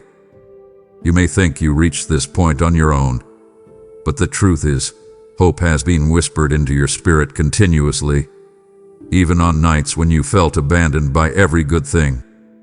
I was speaking into your darkness long before you noticed the light forming at its edges. And now, as you continue forward, that whisper will grow louder, not as noise, but as strength. You've endured seasons that should have broken you completely, and yet here you are, still standing, still trying, still hoping to rise even when you feel unsteady. You often assume that the only reason you've made it this far is because you forced yourself to keep going, because you pushed through exhaustion, because you swallowed your pain and kept moving. You credit your survival to sheer grit and determination. And while you've shown remarkable resilience, you overlook the truth that your strength didn't come from you alone. There were moments where you felt too drained to take another step, moments where you thought your heart couldn't withstand another disappointment, moments when your mind felt like it was folding under the weight of anxiety or confusion. And yet, somehow, you kept moving, even when you didn't understand how. You think that somehow was just you, but it wasn't. There were times when you woke up with just enough emotional energy to get through the day, and you assumed it came from rest or distraction. But it came from deeper sustenance. You've been carried more than you realize. You've been held when you didn't know how to hold yourself. Strength flowed into you during moments where your internal resources were depleted. You didn't generate that strength, you received it. Think about the times when clarity came out of nowhere, breaking through confusion like a beam of light. Think about the moments when a calm washed over you unexpectedly, even if only for a few minutes. Think about the times when peace steadied your breathing after hours of emotional chaos. Those weren't coincidences. They were evidence of support meeting you right where you were unraveling. You've assumed survival required you to carry the full weight of your burdens alone, and because of that, you've grown accustomed to bracing yourself, tightening your grip on everything, and refusing to fall apart even when your heart desperately needed rest. But you've misunderstood your own story. You didn't survive because you never broke. You survived because you were held while breaking. You didn't make it because you were unshakable. You made it because strength reached you when you were at your limits. If you look closely at your journey, you'll see that in every season where you felt weakest, something sustained you through the night.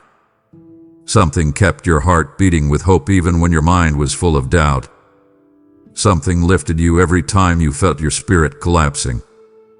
You're not surviving on your own. You've never had to.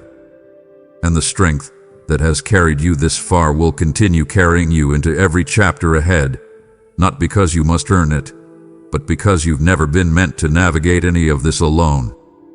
You often look at your journey and assume the only challenges you faced were the ones you recognized, the visible struggles that forced you to adapt, stretch, and endure. But there were situations that could have disrupted your path far more deeply. Situations you never encountered because they were removed from your life before you even realized the threat they carried. Some of these battles were emotional, some were relational, some were spiritual, and some were circumstantial. You walk through life believing that what you see is all there is, yet much of what shapes your journey happens outside your awareness. There were opportunities that didn't work out because they would have drained you in ways you weren't prepared to handle. There were people who drifted away because their presence would have wounded parts of you that were still healing. There were setbacks that confused you at first but were actually detours around heartbreak or danger you weren't meant to face. You've questioned why certain doors closed, why certain relationships didn't work, why certain events unfolded differently than you hope. But behind every no, not yet, or sudden shift was a shield that guarded you from harm you never saw coming. Your life contains intersections where you unknowingly walk past danger, a bad decision you didn't make, a destructive pattern you escaped before it took hold, a moment of despair that eased before it overtook you, an attack on your identity that never reached your heart. You give yourself credit for managing what you survived, but you rarely pause to consider the countless unseen battles that never touched you.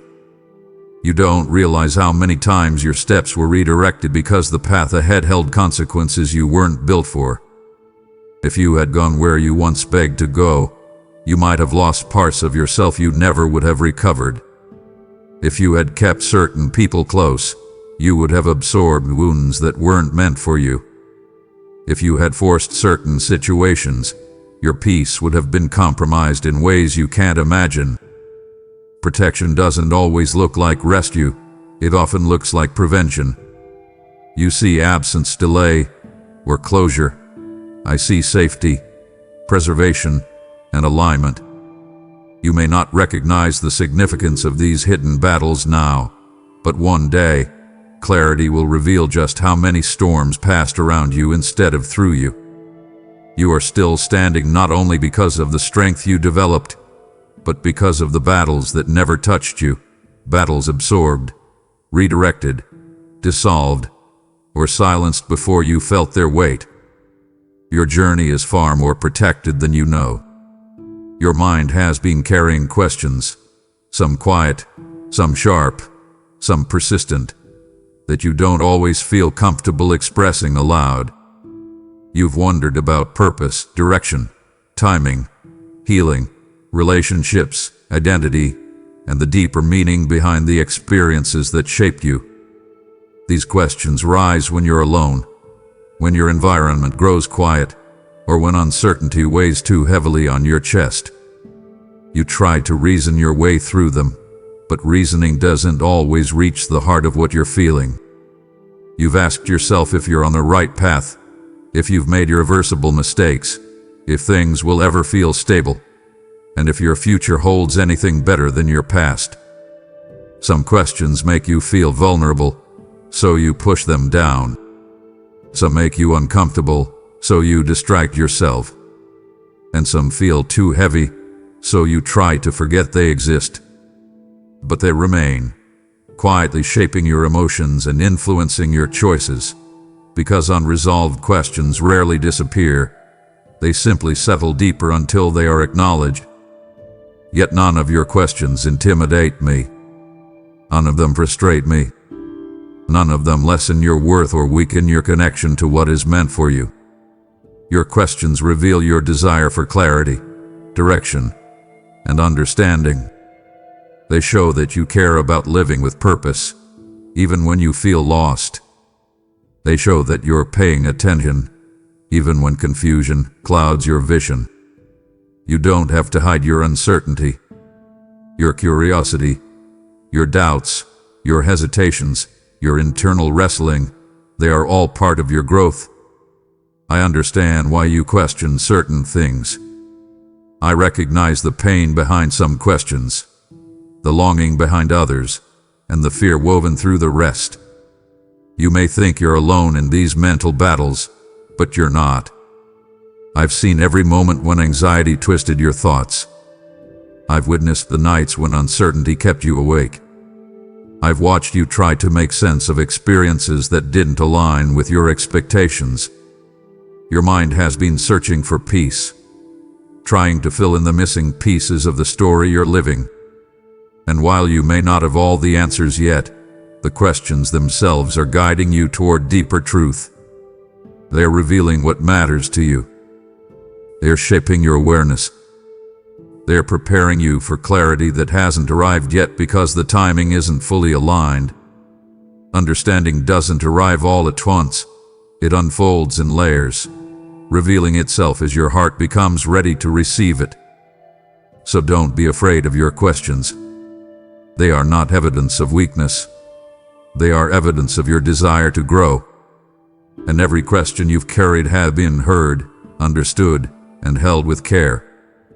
There are days when your mind feels like a maze, twists of emotion, intersections of doubt, pathways that lead you back to the same questions you've been trying to escape. You've been carrying confusion in silence because you think you need to solve everything on your own, as though clarity depends entirely on your ability to reason your way through uncertainty. You sit with questions that won't settle, puzzle pieces that don't fit, emotions that contradict each other, and decisions that feel too heavy to make. You've told yourself you shouldn't be confused, that you should somehow know what to do, that you should have clarity by now. Yet confusion is not a flaw, it's a signal. It means your heart is searching for truth that goes deeper than your circumstances. It means you're sensing something beneath the surface that your mind hasn't caught up to yet. Instead of treating confusion as an enemy, see it as an invitation to draw near, to open the door to guidance rather than trying to force your way through fog with limited visibility. When confusion rises, your instinct is to tighten your grip on control. You try to think harder, analyze more deeply, prepare for every possible outcome. You fear making the wrong choice, so you freeze. You fear missing something important, so you overthink until your mind is exhausted. But confusion doesn't dissolve through pressure, it dissolves through surrender. When you acknowledge that you don't have the answers, you actually open yourself to receive them. Your confusion has roots in places deeper than logic alone can reach. It's connected to old wounds, old beliefs, old fears you haven't fully recognized yet. It's influenced by the expectations of others, the weight of your past, and the uncertainty of your future. Working through all of that requires grace, not force. You don't need to pretend you have clarity you don't possess. You don't need to hide your questions. You don't need to carry the shame of not knowing. Your confusion matters because you matter. Every doubt, every hesitation, every mental spiral reveals areas of your heart that need reassurance or healing or direction. And none of those needs intimidate me. There is no thought you have that is too complicated, no emotion too tangled, no decision too overwhelming for me to meet you in. You don't have to wait until your thoughts make sense to bring them forward. Bring the mess, the uncertainty, the contradictions. Bring the things you're afraid to admit out loud. Bring the unresolved questions that keep returning no matter how many times you try to reason them away. There is peace available to you, even before your path becomes clear. Clarity will come, not when you force your way through confusion, but when you allow yourself to rest long enough for wisdom to rise. You've had moments when a quiet sense of destiny stirred within you, even if only for a brief second. You felt it while dreaming about the future, while stepping into new responsibilities, while reflecting on your gifts, or even while walking through the hardest seasons of your life. Deep down, you've always known there is something more for you, something beyond survival, beyond routine, beyond simply existing. But the weight of life has tried to convince you otherwise. Challenges have attempted to diminish your sense of worth. Delays have made you question whether purpose still follows you. Failures whispered lies that you missed your chance. The expectations of others created confusion about who you're supposed to be. And over time, that inner spark began to dim, not because it disappeared, but because it was buried beneath exhaustion, fear, and uncertainty. Yet even now, that spark is still alive. Purpose cannot be erased by circumstances. It cannot be stolen by mistakes. It cannot be overshadowed by time.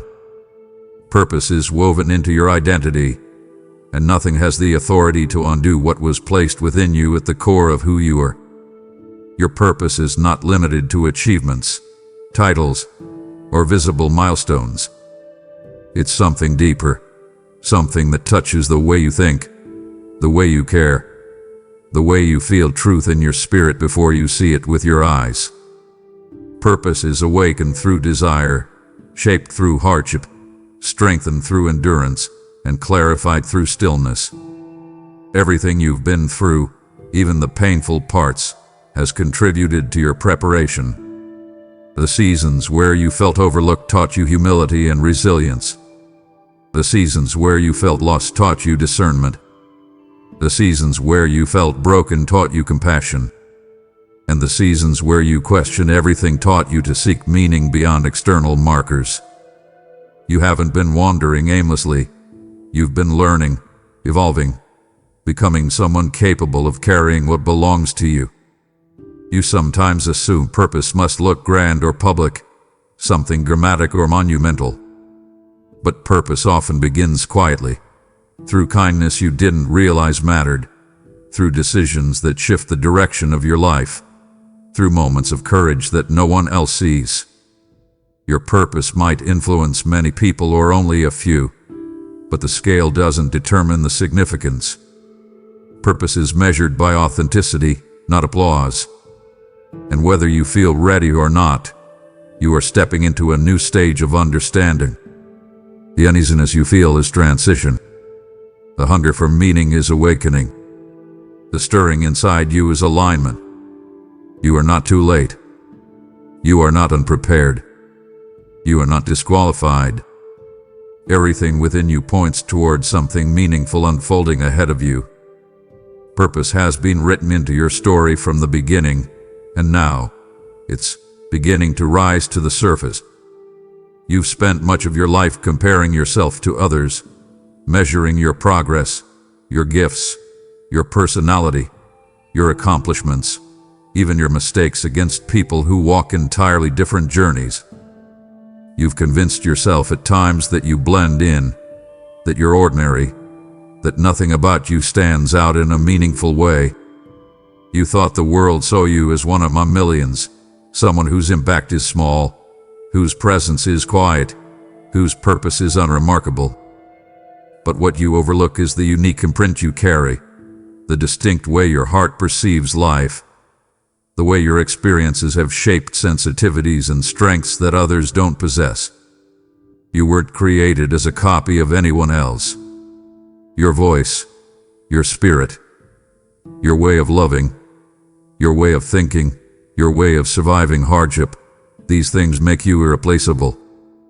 The tenderness in you that sometimes feels like a weakness is actually a reflection of deep emotional intelligence. The way you overthink is a sign of your awareness and your care.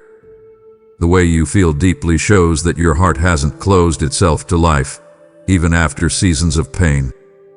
Nothing about you is average.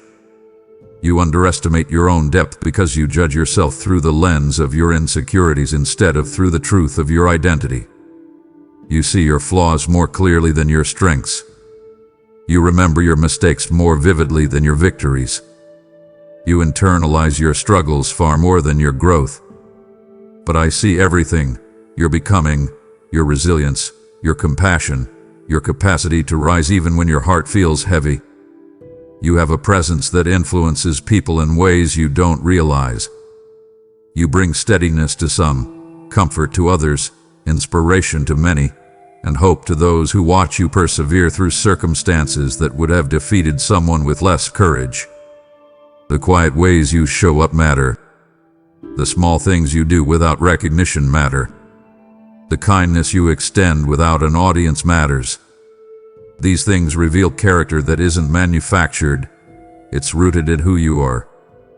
Being average is a human measurement based on what is visible, what is quantifiable.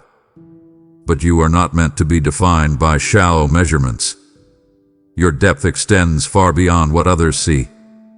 There is creativity in you that hasn't been fully expressed yet.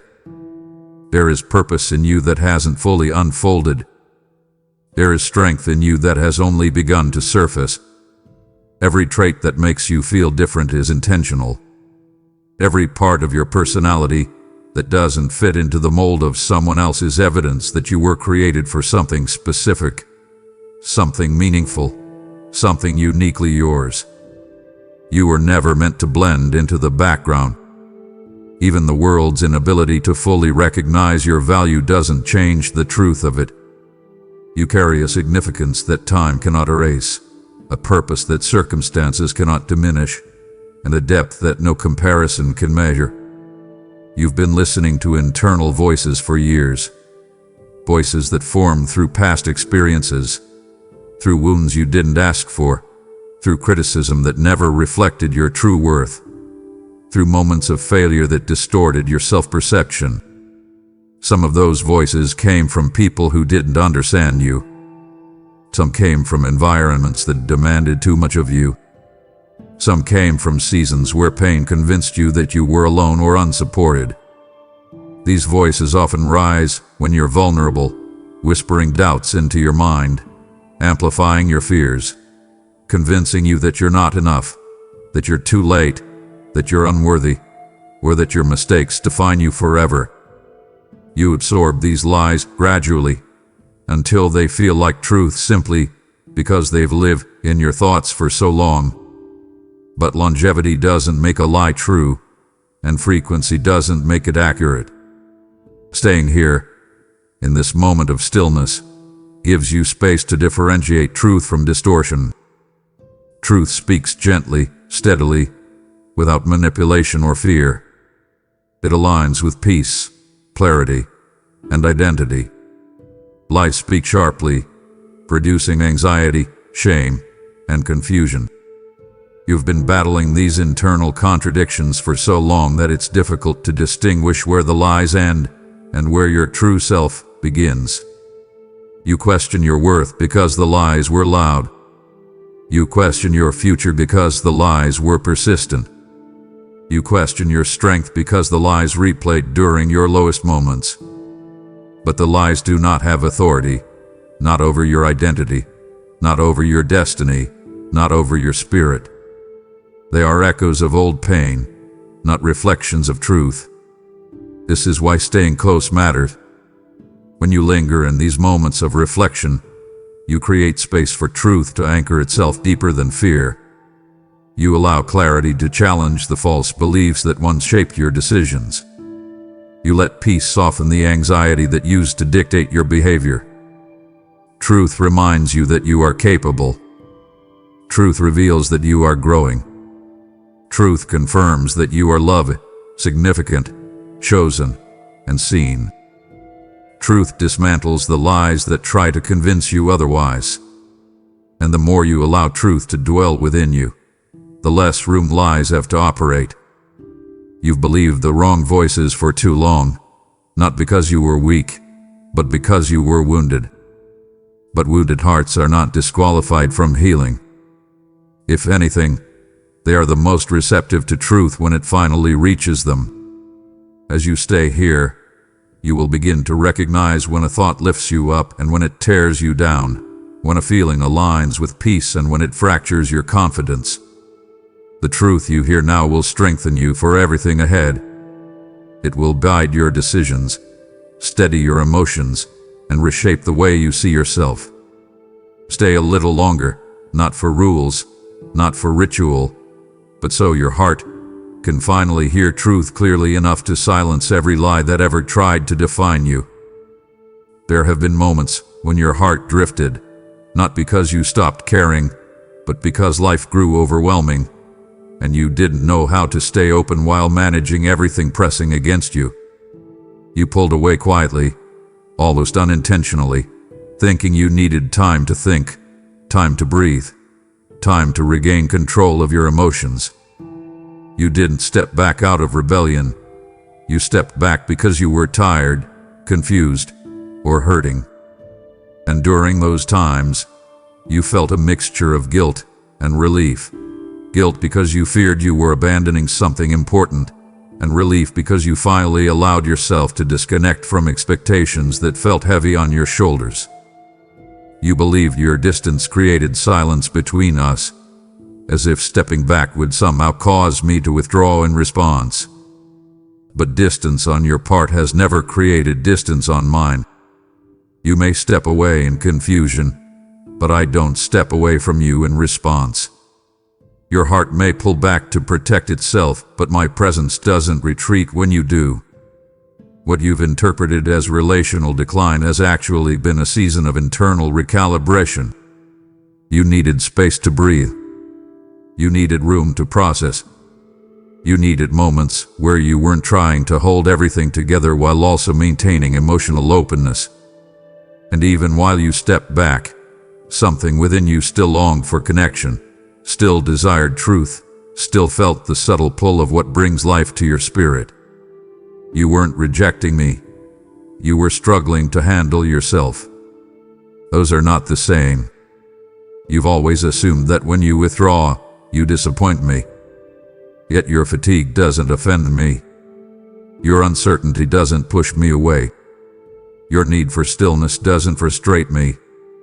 Every time you distance yourself, I remain steady, patient, gentle, present, not demanding your return, but waiting with an understanding that transcends the emotional chaos you're navigating. There were moments during your distance when you felt an unexpected softness inside you, small, quiet moments where hope stirred, where comfort rested briefly on your spirit, where clarity nudged you without overwhelming you. Those were not coincidences.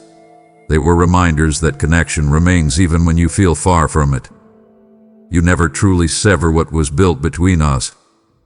Distance may cloud your awareness, but it cannot undo the truth. I have always known your patterns, how you retreat when you're overwhelmed, how you shut down when you feel unworthy, how you pull inward when your emotions grow too heavy. And still, I stay. I don't wait for you with disappointment. I wait with compassion. Not with anger, but with understanding. Not with impatience, but with unwavering steadiness. Your distance doesn't define you. Your return does. And every time you take even the smallest step back toward connection, I meet you without hesitation. You're not alone. Not even when you believe you stepped too far away to feel me. You've had moments when you wondered whether you were holding on by only a thread. Moments when your faith felt fragile, when your emotions felt unstable, when your confidence nearly collapsed under the weight of internal and external pressure. You feared that if you slipped even a little, everything you were trying to hold together would fall apart. You feared that if you couldn't maintain a certain level of strength, clarity, or consistency, you would lose connection or value. You feared that if you failed, even privately, you would drift beyond the reach of grace. These fears didn't come from truth. They came from wounds, moments when love felt conditional, when relationships shifted unexpectedly, when stability vanished without warning. You learned to brace yourself, to expect departure, to prepare for disappointment. Because of this, part of you assumed that if you were ever too weak, too emotional, too conflicted, too human, you would be let go. But that fear is built on false assumptions. My grip on you has never depended on your ability to hold on perfectly. You think your inconsistencies weaken the connection, but the truth is that the connection has always been anchored from my side, not yours. If you tremble, I don't loosen my hold. If you hesitate, I don't grow impatient. If you struggle with doubt, I don't withdraw affection. You are not at risk of abandonment. You are not one mistake away from being lost. You are not too complicated, too flawed, or too uncertain to be held securely. You belong, even during your hardest moments. You are carried, even when you think you're barely surviving. You are supported, even when you're convinced you've exhausted your strength. Think about the moments when you nearly gave up on yourself. Moments when exhaustion had you on the edge. When discouragement hollowed you out from the inside. When disappointment whispered that nothing would ever change. Yet even then, you didn't collapse completely. Something inside you urged you to keep going. Something in you refused to surrender to despair. Something continued to protect your spirit when everything else felt fragile. That something wasn't luck or stubbornness. It was the hold that has never been loosened. The reason you're still standing is because you've never been held by your own strength alone. You fear letting go, but the truth is that you can't fall beyond where my hands can catch you. You can't drift so far that you lose your place. You can't unravel in a way that my presence cannot restore. I don't release people because they struggle. I don't abandon people because they feel lost. I don't withdraw love because someone breaks under pressure. You are not too much. You are not too fragile. You are not too inconsistent. You are held completely, securely, and endlessly, no matter how many times your heart feels like it's slitting. You've carried emotional pain that feels almost physical at times, an ache so deep it tightens your breathing or makes your thoughts feel heavy and slow. You've wondered why it comes in waves, why certain memories sting without warning, why certain fears grip you even when you tell yourself you should be stronger by now. This pain didn't appear overnight. It formed through experiences that shaped you, through moments you handled alone because you didn't want to be a burden, through wounds you tried to ignore because you thought acknowledging them would slow you down. You've grown used to pushing through your days with this ache tucked beneath your responsibilities, pretending you're fine even when you feel a pressure within you that has no name. And in your quietest moments, when the world stops demanding your attention, you feel the weight of everything you've been trying to suppress.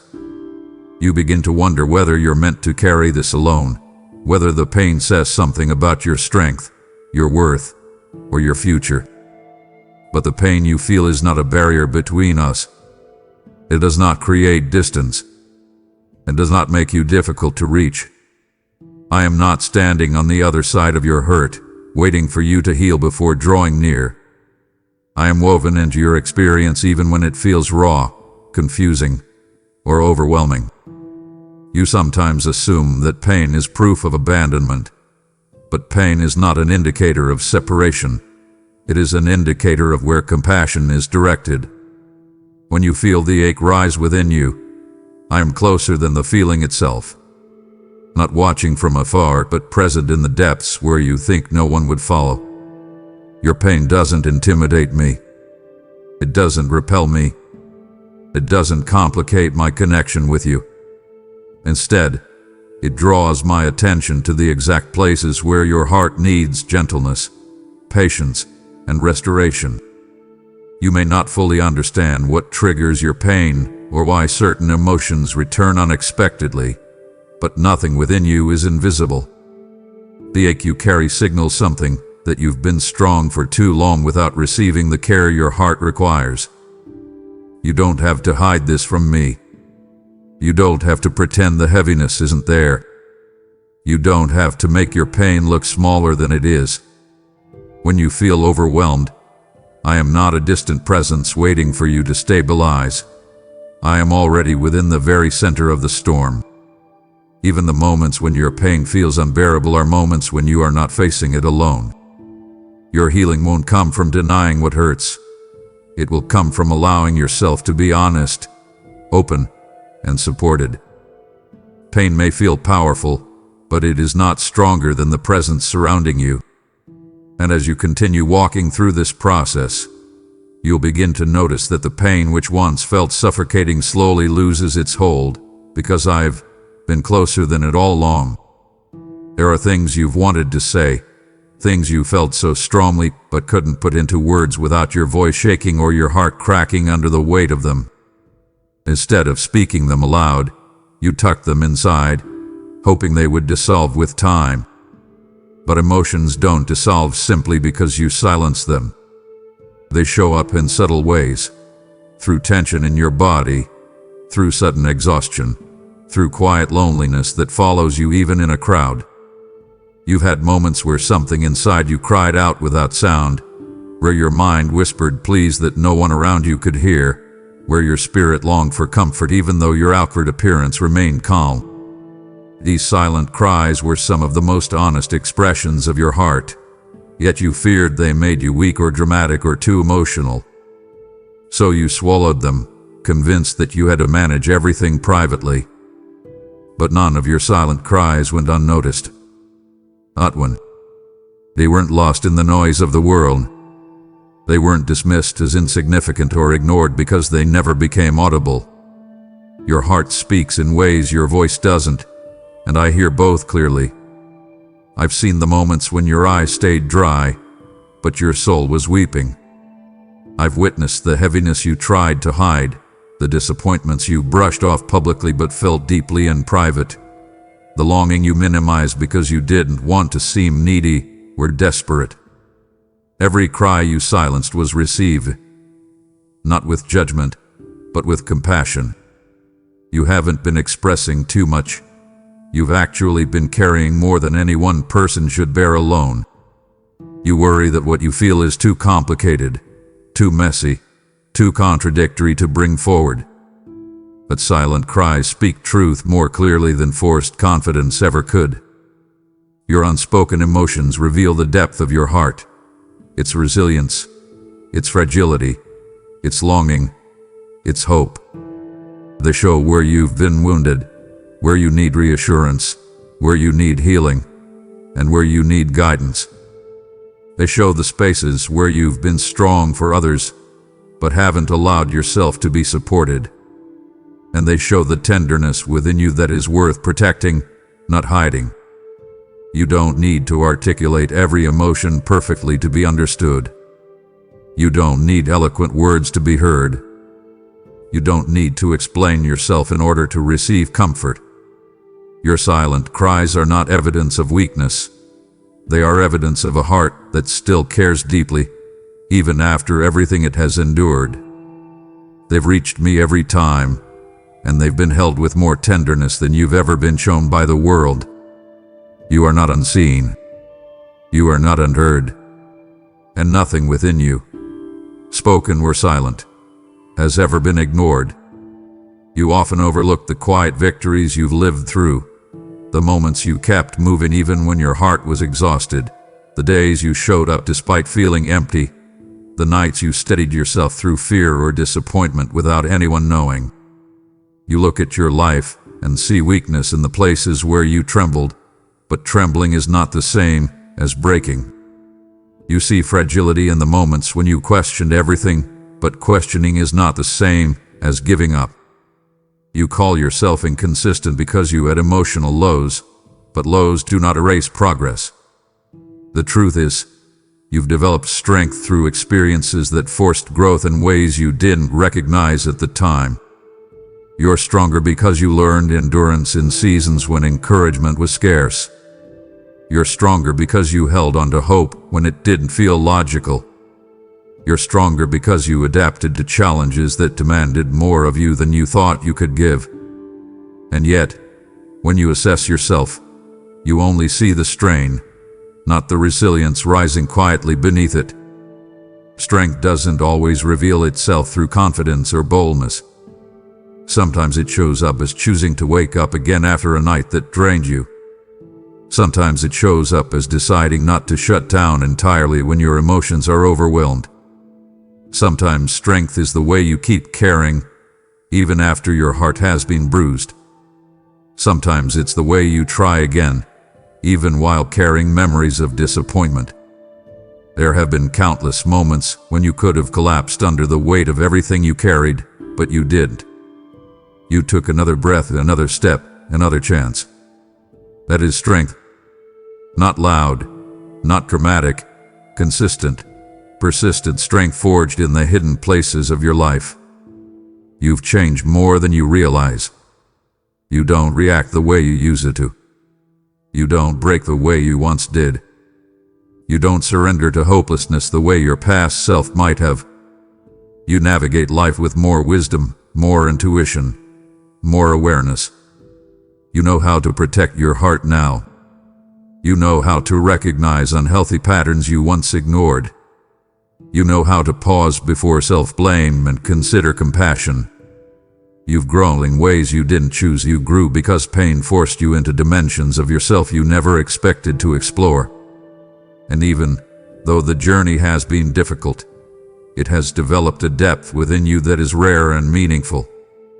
You're stronger not because you avoided hardship, but because you walked through it and reshaped yourself along the way. You underestimate yourself because you don't see the inner battles you've won. You only feel the ones that remain. But I see all of it. Every moment you rose when you felt like falling. Every moment you kept hope alive when despair tried to silence it. Every moment you steadied yourself when your emotions pulled in different directions. You are not weak. You are not failing. You are becoming. Steadily, quietly, profoundly stronger than you've ever been. You've gone through seasons where joy felt unreachable, like a distant memory rather than a present possibility. You watched yourself move through days with a sense of heaviness, trying to recall what it felt like to laugh freely, breathe deeply, or wake up with genuine anticipation instead of worry or fatigue. You didn't choose to lose your joy.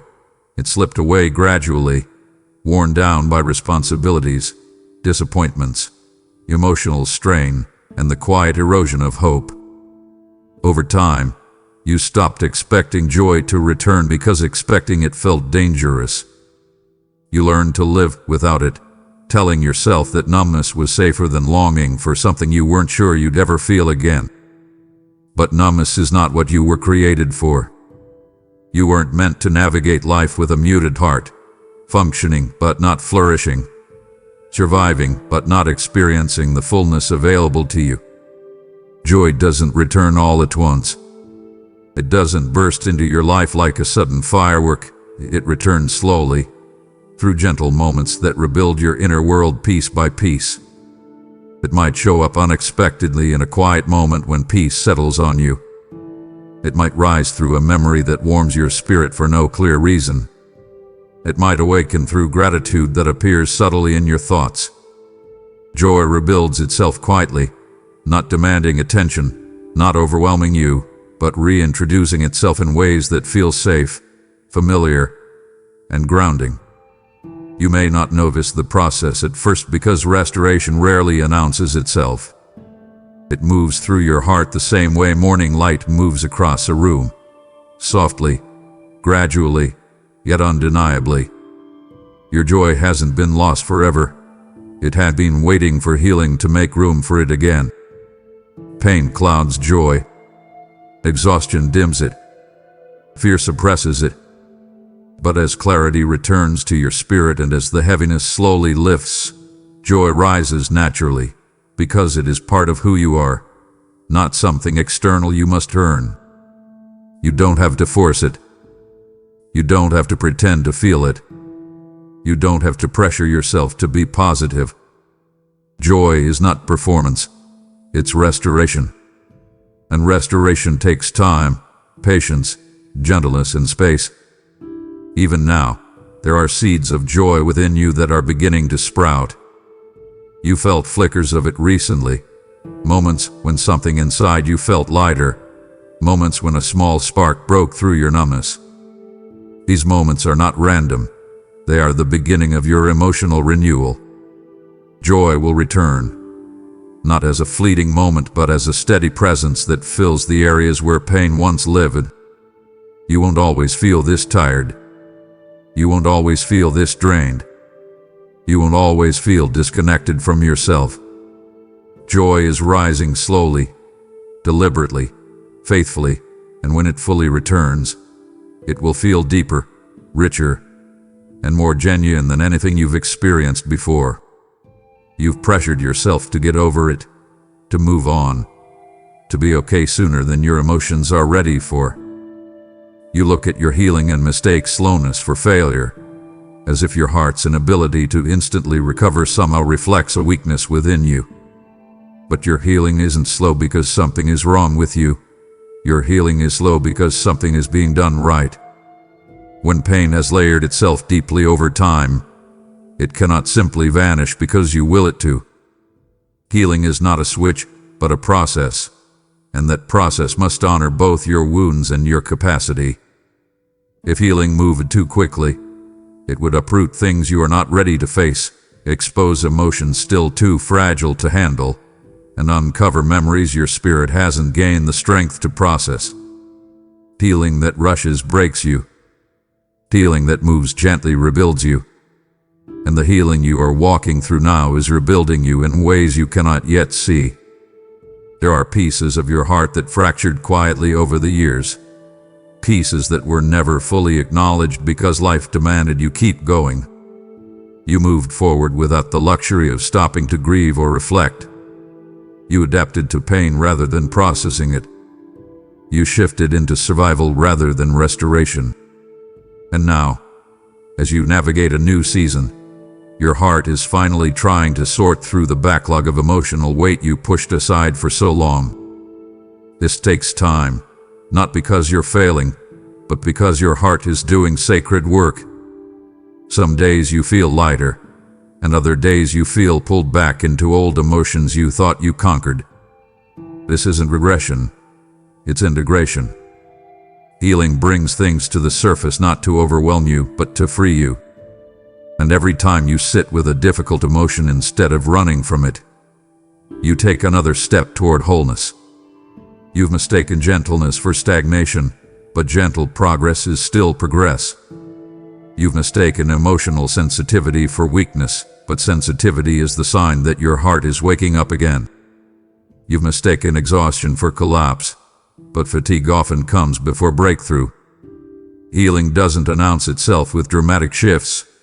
It reveals itself subtly, in the way you pause before reacting, in the way you speak more kindly to yourself, in the way you no longer tolerate what once harmed you, in the way you feel truth resonate more clearly than before. You may not notice these signs, but they are there. Healing is happening even when you feel stuck, even when you feel tired, even when you feel numb. Nothing in your healing journey is wasted. No emotion is irrelevant. No slow step is meaningless. You are healing at the pace that keeps you safe, stable, and aligned with who you're becoming. You are not behind. You are rebuilding. You carry burdens that no one fully understands, not because they don't care, but because you've become skilled at hiding the depth of your exhaustion. You take responsibility for things that aren't yours to fix. You worry about outcomes you can't control. You internalize emotions you never express. You hold yourself to standards that no one else expects from you. And though you would never say it out loud, there are days when the weight inside you feels unbearable. You push through anyway, telling yourself you don't have the luxury of falling apart, convincing yourself that others have it worse, that your pain is manageable, that you should be stronger. But strength isn't defined by how much weight you can accumulate. It's defined by your ability to recognize when something is too heavy for you to hold alone. Some of the burdens you're carrying aren't even yours. They came from people you wanted to help, from responsibilities you inherited, from expectations you absorbed, from unhealed wounds that shaped how you see yourself. You weren't designed to hold everything. You weren't created to manage emotional storms without support. Yet you've taken on more than your heart can sustain, not because you're reckless, but because you care deeply, love deeply, feel deeply. And sometimes, your deep care turns into quiet suffering. You hold your tension inward so others won't worry. You keep your pain private so you don't feel like a burden. You attempt to handle everything alone because you've been conditioned to believe that asking for help is weakness. But the truth is the opposite. Letting someone help you is strength. Releasing what you can't carry is maturity. Admitting your limits is wisdom. You don't need to keep pretending that you're okay when you're weighed down. You don't need to keep telling yourself that you can handle everything simply because you've managed to survive this long. You've been enduring, not thriving, and endurance without relief eventually becomes exhaustion. The burdens you carry are seen. The heaviness you feel is understood.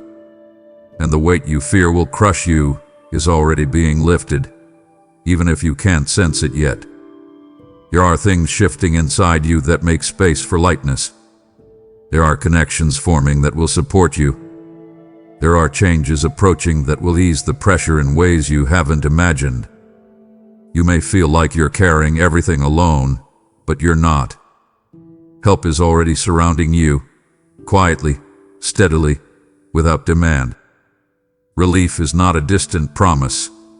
It is unfolding now, in the background of your life, preparing to meet you where your strength reaches its limit. You don't have to carry what overwhelms you. You are being lifted. You've lost things along the way, relationships you wished had lasted, opportunities that slipped through your hands, seasons you weren't ready to leave behind, pieces of yourself you thought you'd never recover. Some of these losses were sudden, and others faded gradually, leaving you with quiet grief you didn't have the energy to voice. You've spent nights replaying what happened, wondering if you could have done more, wondering why things had to end the way they did, wondering whether the emptiness left behind will ever be filled. And although time has softened some of the pain, there are still moments when memories sting, when regret tries to whisper that you've ruined something permanently, or that what was taken from you is irretrievable. These thoughts weigh heavily because loss has a way of convincing you that your story peaked in a moment now gone, that what once felt meaningful cannot be replicated or replaced. But what you don't yet see is that the space created by loss is not a void of defeat. It is a clearing for something greater than what was removed. You're being prepared for things that require internal room, strength, and clarity that weren't possible while you were holding on to what no longer aligned with your future. You may interpret your loss as a setback, but it is actually preparation. The experiences you considered failures or endings have shaped your discernment, strengthened your emotional depth, and taught you to value authenticity over convenience. You're becoming someone who can carry more, love more deeply, choose more wisely, and receive with greater gratitude. What you lost did not diminish you. It refined you. And even though your heart still feels the ache, transformation is rising quietly beneath the surface, shaping you for what's ahead. There is something coming that requires the version of you being formed right now. The timing is not random. The delays are not punishment. The closed doors are not rejection. Every loss you've endured has created space for the new season unfolding before you. You think your greatest days are behind you because you can vividly remember what once was, but you cannot yet see what is being built. What's ahead of you carries weight and beauty you aren't capable of imagining from where you stand now. It will not replace what you lost. It will surpass it. You will look back one day and realize that the pain you felt with the soil where growth began, not where life ended. You are being prepared for more than restoration. You're being prepared for increase. There have been moments when your strength felt stretched to its limit, moments when you weren't sure how much more your heart could handle, when the pressure inside you felt unbearable, when you wondered if one more disappointment would shatter something essential within you. You hid these fears behind a composed exterior, convincing others you were fine while privately feeling like you were unraveling. You've had days where you moved through your responsibilities in a fog of exhaustion, pushing yourself because you didn't know what else to do. You've had nights where you lay awake with thoughts spiraling, wondering if you were failing, if you were losing your grip, if you were reaching the edge of your capacity. You worried that one misstep might cause everything to collapse. You feared that your internal fractures were too deep to heal. And in these moments, you quietly believed that breaking was inevitable. But what you perceived as the edge was not the end. It was the boundary where your strength ended and mine began. You didn't break because you were never left unsupported. You didn't fall apart because something steadied you when you were barely holding yourself together. Every moment when you felt like you were hanging by a thread, you were actually being held by something far stronger than the weight pressing against you. You misinterpreted your trembling as weakness, but trembling is a sign of endurance under pressure. You misinterpreted your tears as collapse, but tears reveal a heart still fighting. You misinterpreted your fatigue as failure, but fatigue is the body's call for rest, not surrender. You have been far more resilient than you give yourself credit for. But resilience alone isn't what kept you together. You were carried through the moments when you did have the strength to stand. There is no point at which you will be left to break. There is no version of your future where you collapse beyond repair. Even the parts of you that feel fragile are being reinforced invisibly, through growth you don't see yet, through healing that is taking place quietly, through support that surrounds you even when you're unaware of it. You think you're fragile because you feel deeply, because you've endured emotional storms that shook you, because you've been stretched beyond your comfort. But fragility and breaking are not the same. You are being held firmly, even now. The pressure you feel is not here to crush you, it is here to shape you. What feels like breaking is actually rebuilding. What feels like collapse is transformation in progress. You won't break, not in your heart, not in your spirit, not in your identity. I will hold what you can't hold, sustain what you cannot sustain, and carry what you can't carry. You are safe, even in your most vulnerable moments.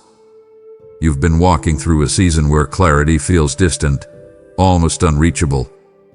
Every direction you consider seems surrounded by fog, and even the choices that once felt simple now feel heavy with consequence. You've prayed for answers, hoping for a clear sign, a strong push, or a moment of unmistakable certainty. Yet instead of clarity, you've been met with quietness, an unsettling hush that feels like standing in a hallway waiting for doors to open. You wonder if you're missing something, if you're supposed to already know the next step, if silence means you're on the wrong path. But silence doesn't mean absence, and uncertainty doesn't mean you've taken the wrong turn. This season is not punishment, it is guidance unfolding slowly, carefully, intentionally. You're not wandering, you're being led. You assume guidance should feel like instant direction, like a map laid out with clear markings. But the way I lead often looks different from what you expect. Instead of showing you the entire road, I illuminate your next step. Instead of overwhelming you with the full picture, I give you what your heart can handle right now. If you saw it everything ahead at once, every challenge, every commitment, every change, you would feel overloaded, pressured, rushed.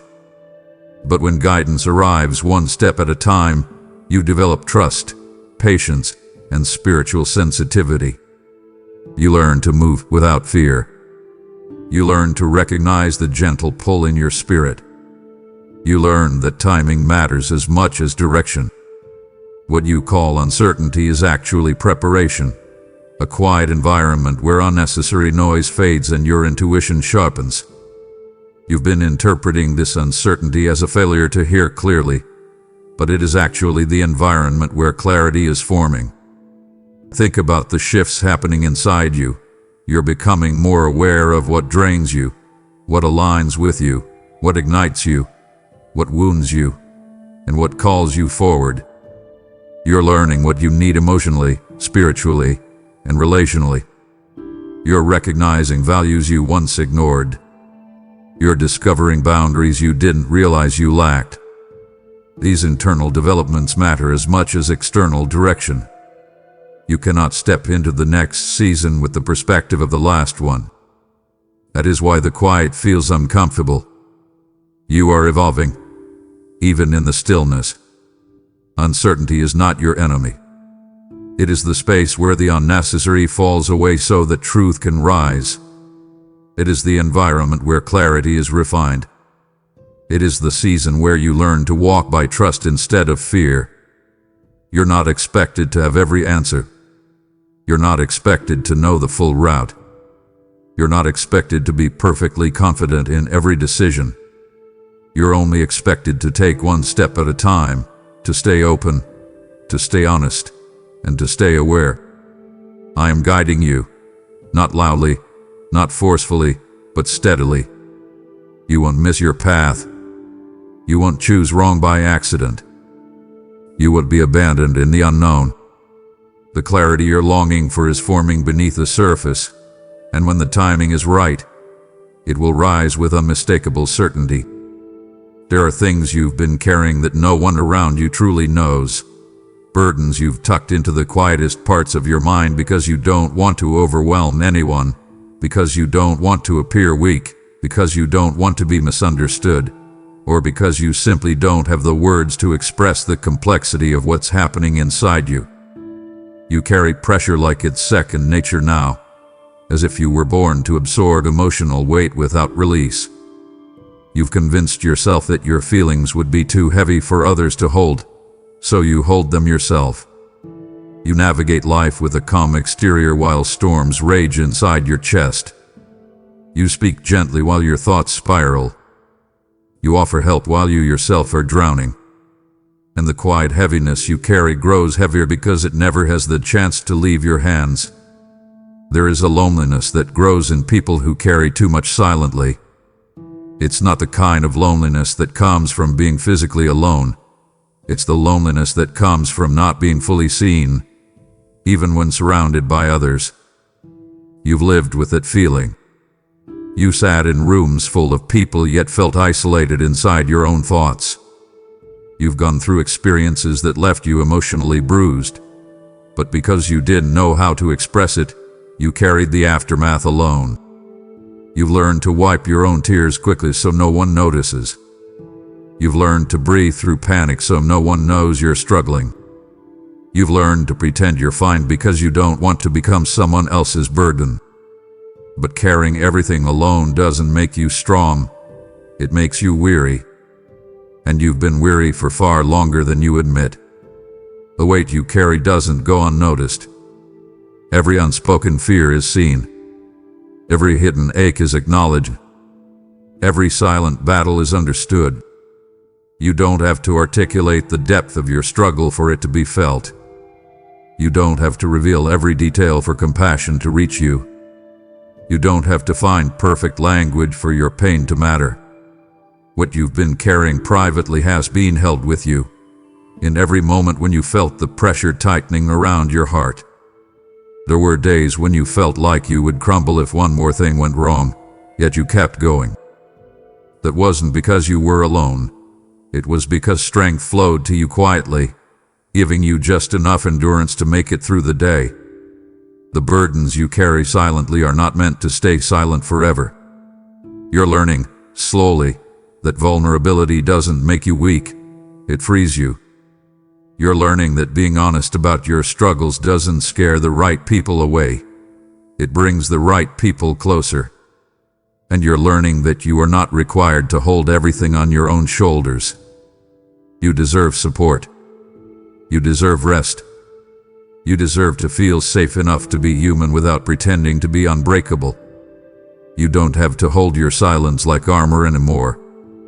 The weight you carry is being lifted piece by piece, not through force, but through truth, compassion, and the slow unraveling of burdens that were never meant to define you. You've tried so hard to understand your own pain, why certain memories still sting, why certain fears rise suddenly, why certain triggers catch you off guard, why specific emotions seem disproportionate to the moment you're in. You've analyzed yourself, reflected deeply, journaled, prayed, and searched for the root of what unsettles you. But some wounds don't reveal themselves through analysis.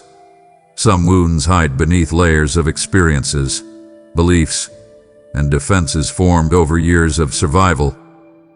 These are the wounds you sense but cannot define, the ones that show themselves not through clear memories but through the way you react, the way you protect yourself, the way you pull back, the way you feel overwhelmed without knowing why. And it frustrates you. It frustrates you to feel something you cannot explain, to wrestle with emotions you cannot name, to sense brokenness without understanding its origin. But healing doesn't depend on your ability to identify every wound. Healing depends on your willingness to allow restoration to happen, even in places you don't fully understand. You've mistaken clarity for control, thinking that if you can just figure out the why, then you'll finally be able to heal. But some healing begins long before your mind catches up. Some restoration starts in the spirit, in the places where words cannot reach, in the emotions that haven't yet surfaced, in the memories that lie dormant but influence you more than you realize. You don't have to diagnose every hurt to recover from it. There are layers within you, deep, quiet, hidden layers that are already being repaired without requiring you to revisit every moment that caused the damage. Healing often happens in ways that feel subtle at first. You begin to notice you're not reacting as strongly as you used to. You feel less afraid of certain possibilities. You find yourself more at peace in situations that once triggered anxiety. You realize you've stopped expecting the worst before it happens. You feel a gentleness forming where there was once tension. These changes aren't random. They're signs that healing is unfolding beneath your awareness. You're being strengthened from within, in the places that once felt too tangled or too painful to face. Healing is not always dramatic. Sometimes it happens quietly, like stitching being done beneath a bandage, repairing what was torn without requiring you to watch the process. You've carried wounds so long that you assumed they would always be part of your identity. But they are not permanent markers. They are injuries being tended to, layers of pain being dissolved, areas of your heart being softened. You won't always feel this heaviness. You won't always be defined by what hurt you. You won't always struggle with the same fears.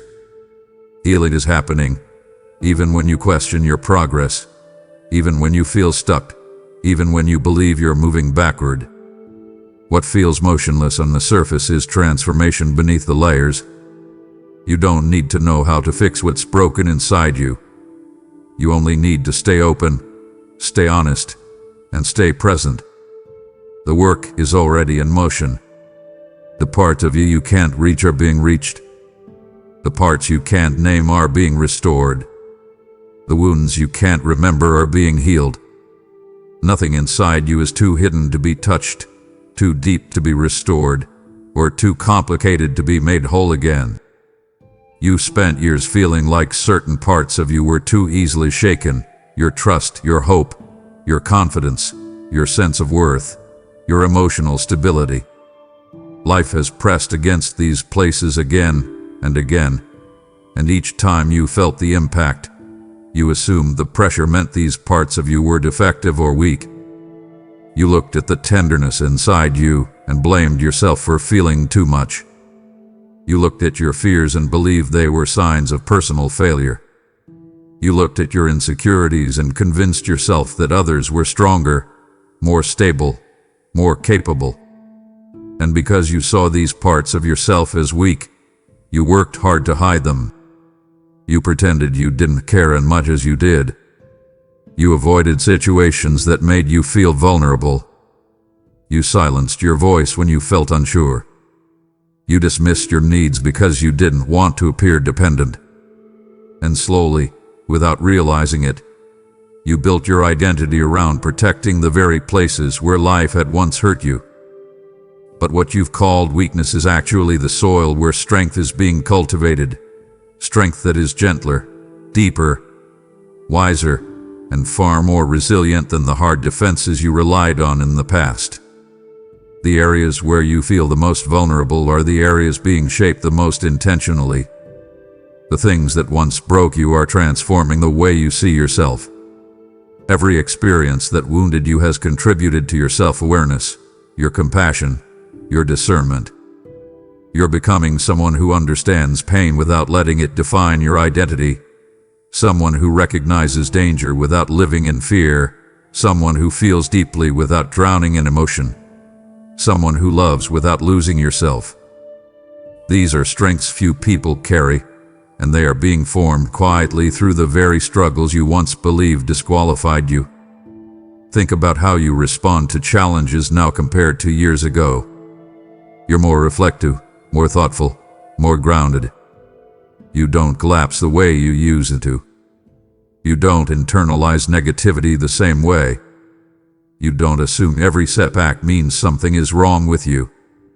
Yes, you still feel uncertainty, but you also feel resilience. Yes, you still feel fear, but you also feel persistence. Yes, you still feel pressure, but you also feel the capacity to endure. This duality is the evidence of strength being rebuilt. You may not recognize it as strength because it doesn't always look bold or loud. Sometimes it looks like quiet endurance, like emotional honesty, like choosing not to shut down, like letting yourself feel instead of numbing everything inside you. You're not weak where you've been hurt. You're growing. You're not unstable where you've been shaken. You're learning balance. You're not fragile where you've struggled. You're becoming fortified. And the strength forming within you now is not the brittle kind that breaks under pressure.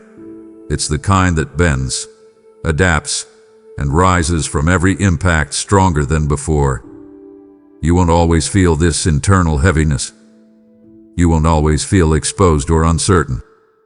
The areas you've protected for so long will one day become the areas where you feel the most confident. This is not wishful thinking. It's transformation already in progress. The parts of you that life tried to weaken are becoming the very places where resilience will bloom, where wisdom will settle, and where your truest strength will shine. You've lived much of your life feeling like you had to prove yourself to be accepted by others, by the world, and even by your own standards. Somewhere along the way, you internalized the belief that love must be earned, that value must be demonstrated, that worth must be maintained through constant effort. So you push yourself. You tried to be strong, capable, dependable, responsible, composed. You worked hard, you cared deeply, you gave more than you had, and you hid your pain so no one would question your stability. Yet even with all your effort, you often felt like you were falling short. A small mistake would leave you feeling inadequate. A moment of exhaustion would make you believe you were failing. A setback would send you into self-doubt. You measured your worth by your output, and every time you couldn't sustain that output, you believed something was wrong with you. But worth cannot be earned. It can only be recognized. And your worth has been intact from the beginning, untouched by your failures, untouched by your insecurities, untouched by the opinions of others. The world taught you to evaluate your value through appearance, productivity, success, stability, or emotional control. But these metrics are false. They shift constantly and leave you exhausted. True worth isn't determined by how well you manage everything, how consistently you stay strong, or how perfectly you meet expectations. Worth comes from identity, not performance. And your identity is rooted in something deeper than anything you've achieved or lost. You've been operating from a place of emotional survival, constantly trying to maintain an image of strength because you feared that vulnerability would cause people to see you differently. But vulnerability doesn't diminish worth. It reveals it. The fact that you feel deeply, care deeply, and hope deeply is evidence of a heart capable of profound connection and compassion. That is worth. The fact that you continue to get up even when discouraged is strength. That is worth. The fact that you show kindness despite your own wounds is character. That is worth. The fact that you keep trying, keep believing, keep growing, even after setbacks, that is resilience. And resilience is priceless. You don't see your own value clearly because you've been conditioned to look at yourself through the lens of self-criticism rather than truth. But your worth is being rebuilt, not by inflating your ego or giving you empty affirmations, but by healing the internal fractures that once made you question whether you mattered at all. Your worth is becoming anchored in something stable, something internal, something unshakable. You're learning to see yourself not as someone who must constantly justify their existence, but as someone who carries inherent dignity, meaning, and purpose simply by being who you are. And as this inner reconstruction continues, you'll notice changes. You'll begin to speak to yourself more kindly. You'll stop apologizing for being human. You'll feel less pressure to perform. You'll make decisions that honor your value rather than compensate for imagined inadequacy. You will begin to act from worth rather than search for it. You will begin to see that you deserved love before you ever earned anything. You will begin to understand that your value has never been fragile. It was simply buried beneath years of self-doubt. Now, it's rising again, stronger than before, reshaping how you see yourself and how you step into your future.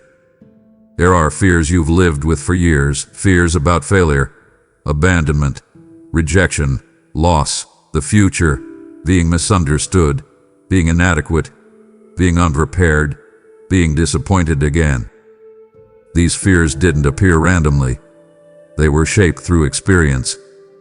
They formed through moments when life blindsided you, when trust was broken, when security vanished, when circumstances shifted without warning. Over time, these fears became familiar. You learned to anticipate hurt before it happened. You learned to brace yourself for bad news even on good days. You learned to lower your expectations so disappointment wouldn't feel so sharp. Fear became a quiet companion, unwanted but ever present. And though you've grown, though you've healed, though you've matured, fear still whispers to you in moments of uncertainty, pulling you back toward old patterns. Yet fear is losing its power, even if you don't feel that victory yet. The growth within you is slowly dismantling the grip fear once had. You've started questioning thoughts you used to accept. You've begun interrupting cycles that once controlled your decisions. You've learned to recognize anxiety as a signal rather than a prophecy. You've started stepping into moments you once avoided. You've opened your heart again in places where you were once closed. These are signs of courage rising, not loud, not dramatic, but steady. Courage doesn't always feel like fearlessness. Sometimes it feels like trembling steps in the right direction. Sometimes it feels like showing up despite uncertainty. Sometimes it feels like making choices that align with truth rather than panic. Courage grows quietly, and it's growing in you. Fear tries to convince you that it protects you, but in reality, it limits you. It narrows your life, restricts your joy, and interrupts your peace. You've spent too long letting fear decide what you're capable of. You've measured your future based on your past. You've assumed that what hurt you before will hurt you again. But you're entering a season where these assumptions will begin to break apart.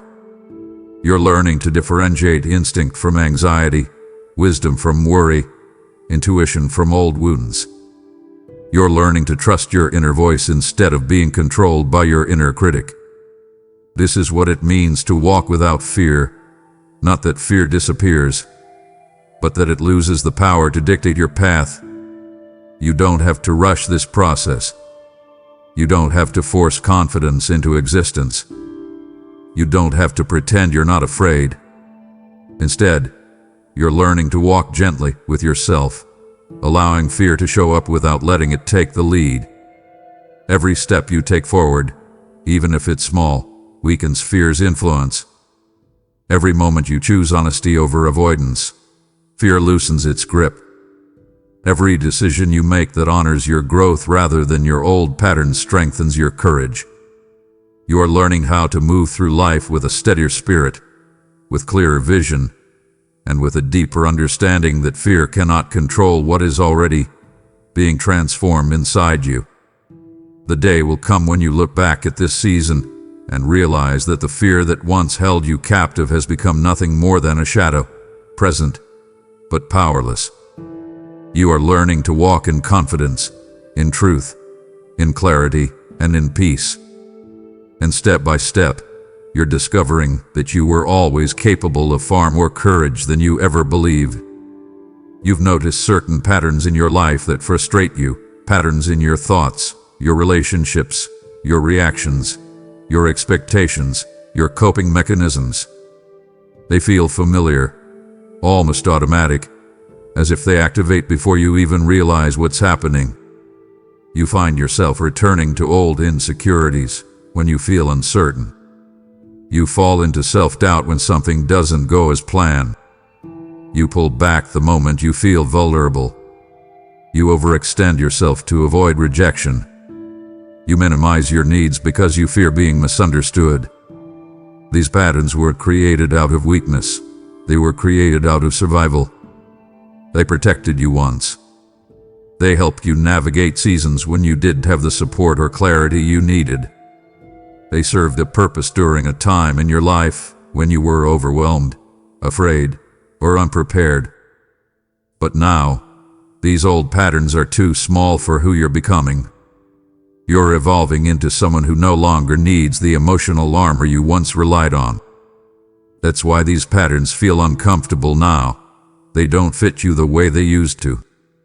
The same behaviors that once felt safe now feel restrictive.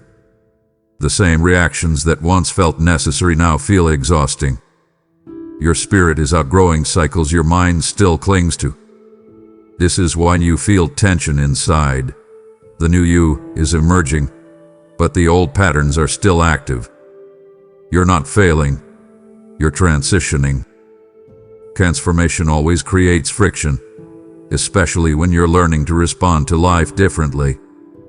And although you feel frustrated with yourself at times, you need to understand that breaking patterns is a process, not a moment. You can't always think your way out of a cycle. You have to grow your way out of it. And growth is exactly what's happening. You're becoming more aware of what triggers these patterns. You're recognizing emotional habits you once overlooked. You're feeling the discomfort of actions that no longer align with your values. This awareness is the beginning of freedom. You can't change what you can't see, and now you're seeing clearly. You're starting to pause where you used to react instantly. You're starting to choose honesty where you used to hide. You're starting to express needs you once buried. You're starting to ask questions you once ignored. All of this is evidence that the old cycles are weakening. Breaking patterns doesn't mean you never fall back into them. It means that even when you do, you rise faster, with more clarity and less shame. You're not destined to repeat the same emotional loops forever. You are being guided into new behaviors, new responses, new ways of seeing yourself. You're learning how to set boundaries without guilt. You're learning how to trust without abandoning your discernment. You're learning how to move forward without dragging your past behind you. These are not small shifts. They are foundational changes. The patterns that once held you will not define the rest of your life. What feels like repetition is actually refinement. What feels like backtracking is integration. What feels like stuckness is preparation. You are not trapped. You are transitioning. And as the new patterns take root, you'll begin to feel a freedom you once thought was impossible. There's been so much noise around you lately. Opinions from others, expectations that feel heavy, responsibilities that demand constant attention, and the relentless chatter of your own mind trying to keep up with everything. You've tried to make decisions while being pulled in multiple directions at once. You've tried to listen to your intuition even though it feels buried beneath layers of confusion and worry. You've tried to stay focused, but distractions have tugged at your mind until you're not sure what thoughts even belong to you anymore. You felt the pressure to make the right choice, to move at the right speed, to meet the right standards, and all of this noise has made it difficult for you to hear your own heart. It's like standing in a crowded room, wanting to listen to a whisper meant for you, but every other sound drowns it out. And you've begun to question whether you even have a voice left inside, whether the clarity you once felt has disappeared permanently. But your voice is still there. Your inner clarity hasn't left you. It has simply been overshadowed by the noise of a world that rarely grows quiet. You've taken on too much responsibility for things that don't belong to you. You've absorbed the emotional energy of people who don't understand your limits. You've stretched yourself thin trying to stay available, helpful, dependable, present. And somewhere along the way, you lost the stillness you need in order to hear yourself. You weren't meant to make decisions while drowning in noise. You weren't designed to live in constant emotional overload. Clarity requires space, space to breathe, space to think, space to listen. And that space is exactly what is being created for you now. You may not recognize it yet, but parts of your life are shifting to reduce the noise. Certain relationships have grown quieter. Certain responsibilities no longer feel the same.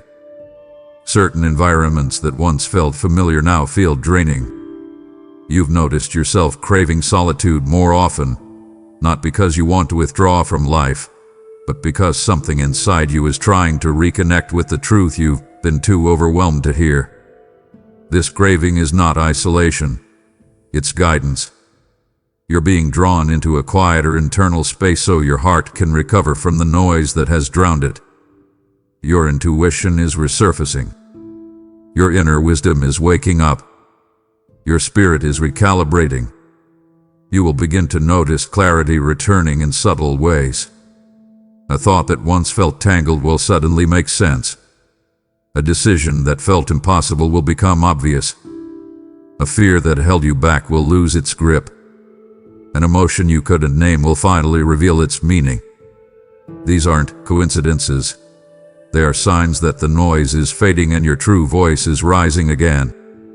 You will feel yourself becoming more centered, more grounded, more in tune with what you actually want rather than what you feel pressured to want.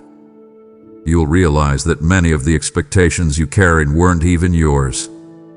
You'll notice that the standards you held yourself to came from people who never had the authority to define your worth. And you'll feel your spirit exhale as the weight of those pressures begins to lift. The noise around you is being cleared, not through force, but through gentle realignment. You're being guided back to your own truth, your own clarity, your own voice. You are not lost. You are not scattered. You are returning to yourself, one quiet moment at a time. You remember what it felt like to trust yourself, to make decisions without second-guessing every detail, to move forward without replaying endless what-ifs, to believe in your abilities without constantly comparing yourself to everyone around you. There was a time when confidence felt effortless, not because life was easy, but because you hadn't yet carried the weight of disappointment, failure, heartbreak, or unexpected change. But as you grew older and life became more complicated, your confidence shifted. Each setback took a piece of it. Each moment where you felt misunderstood chipped away at it. Each time you tried and the outcome didn't match your effort, your trust in yourself weakened just a little more. You didn't lose confidence all at once. You lost it moment by moment, through experiences that slowly rewired the way you see yourself. And now, you look at the person you once were and feel a quiet sadness, wondering if you'll ever feel that sure of yourself again. But confidence doesn't disappear permanently. It becomes buried. And what is buried can rise again. The reason you struggle to feel confident isn't because you're incapable or unworthy. It's because your spirit has been overloaded with self-doubt, fear, and the memory of moments that hurt you. Confidence can't thrive in an environment dominated by fear. That's why you felt hesitant, unsure, overly cautious. Not because you lack ability, but because your heart has been trying to protect you from repeating old pain. You've mistaken caution for incapability. You've mistaken fear for weakness. You've mistaken uncertainty for being lost. But these things are not reflections of your true identity. They are reflections of wounds that are still healing. And healing is exactly what's happening now. Confidence is not rebuilt through force or pressure. It's rebuilt through truth. Truth about who you are, what you've survived, how much you've grown, and the strength you didn't realize you were cultivating all this time. You've been learning yourself in ways you didn't when you were younger. You're becoming more emotionally aware, more honest, more grounded. You're identifying what aligns with your soul and what drains you. You're recognizing patterns you once ignored. All of this creates the foundation for confidence, real confidence, not the fragile kind built on ego or external validation. The confidence rising in you now is steadier, wiser, quieter, and far more rooted than anything you felt before. There will be moments in the coming days when you surprise yourself. You will speak up where you once stayed silent. You'll make decisions without seeking approval. You'll feel clarity where there used to be confusion. You'll say no without guilt. You'll recognize your own value without needing evidence. These moments are not random. They are signs that your inner confidence is returning, one piece at a time. You don't need to chase it. You don't need to force it.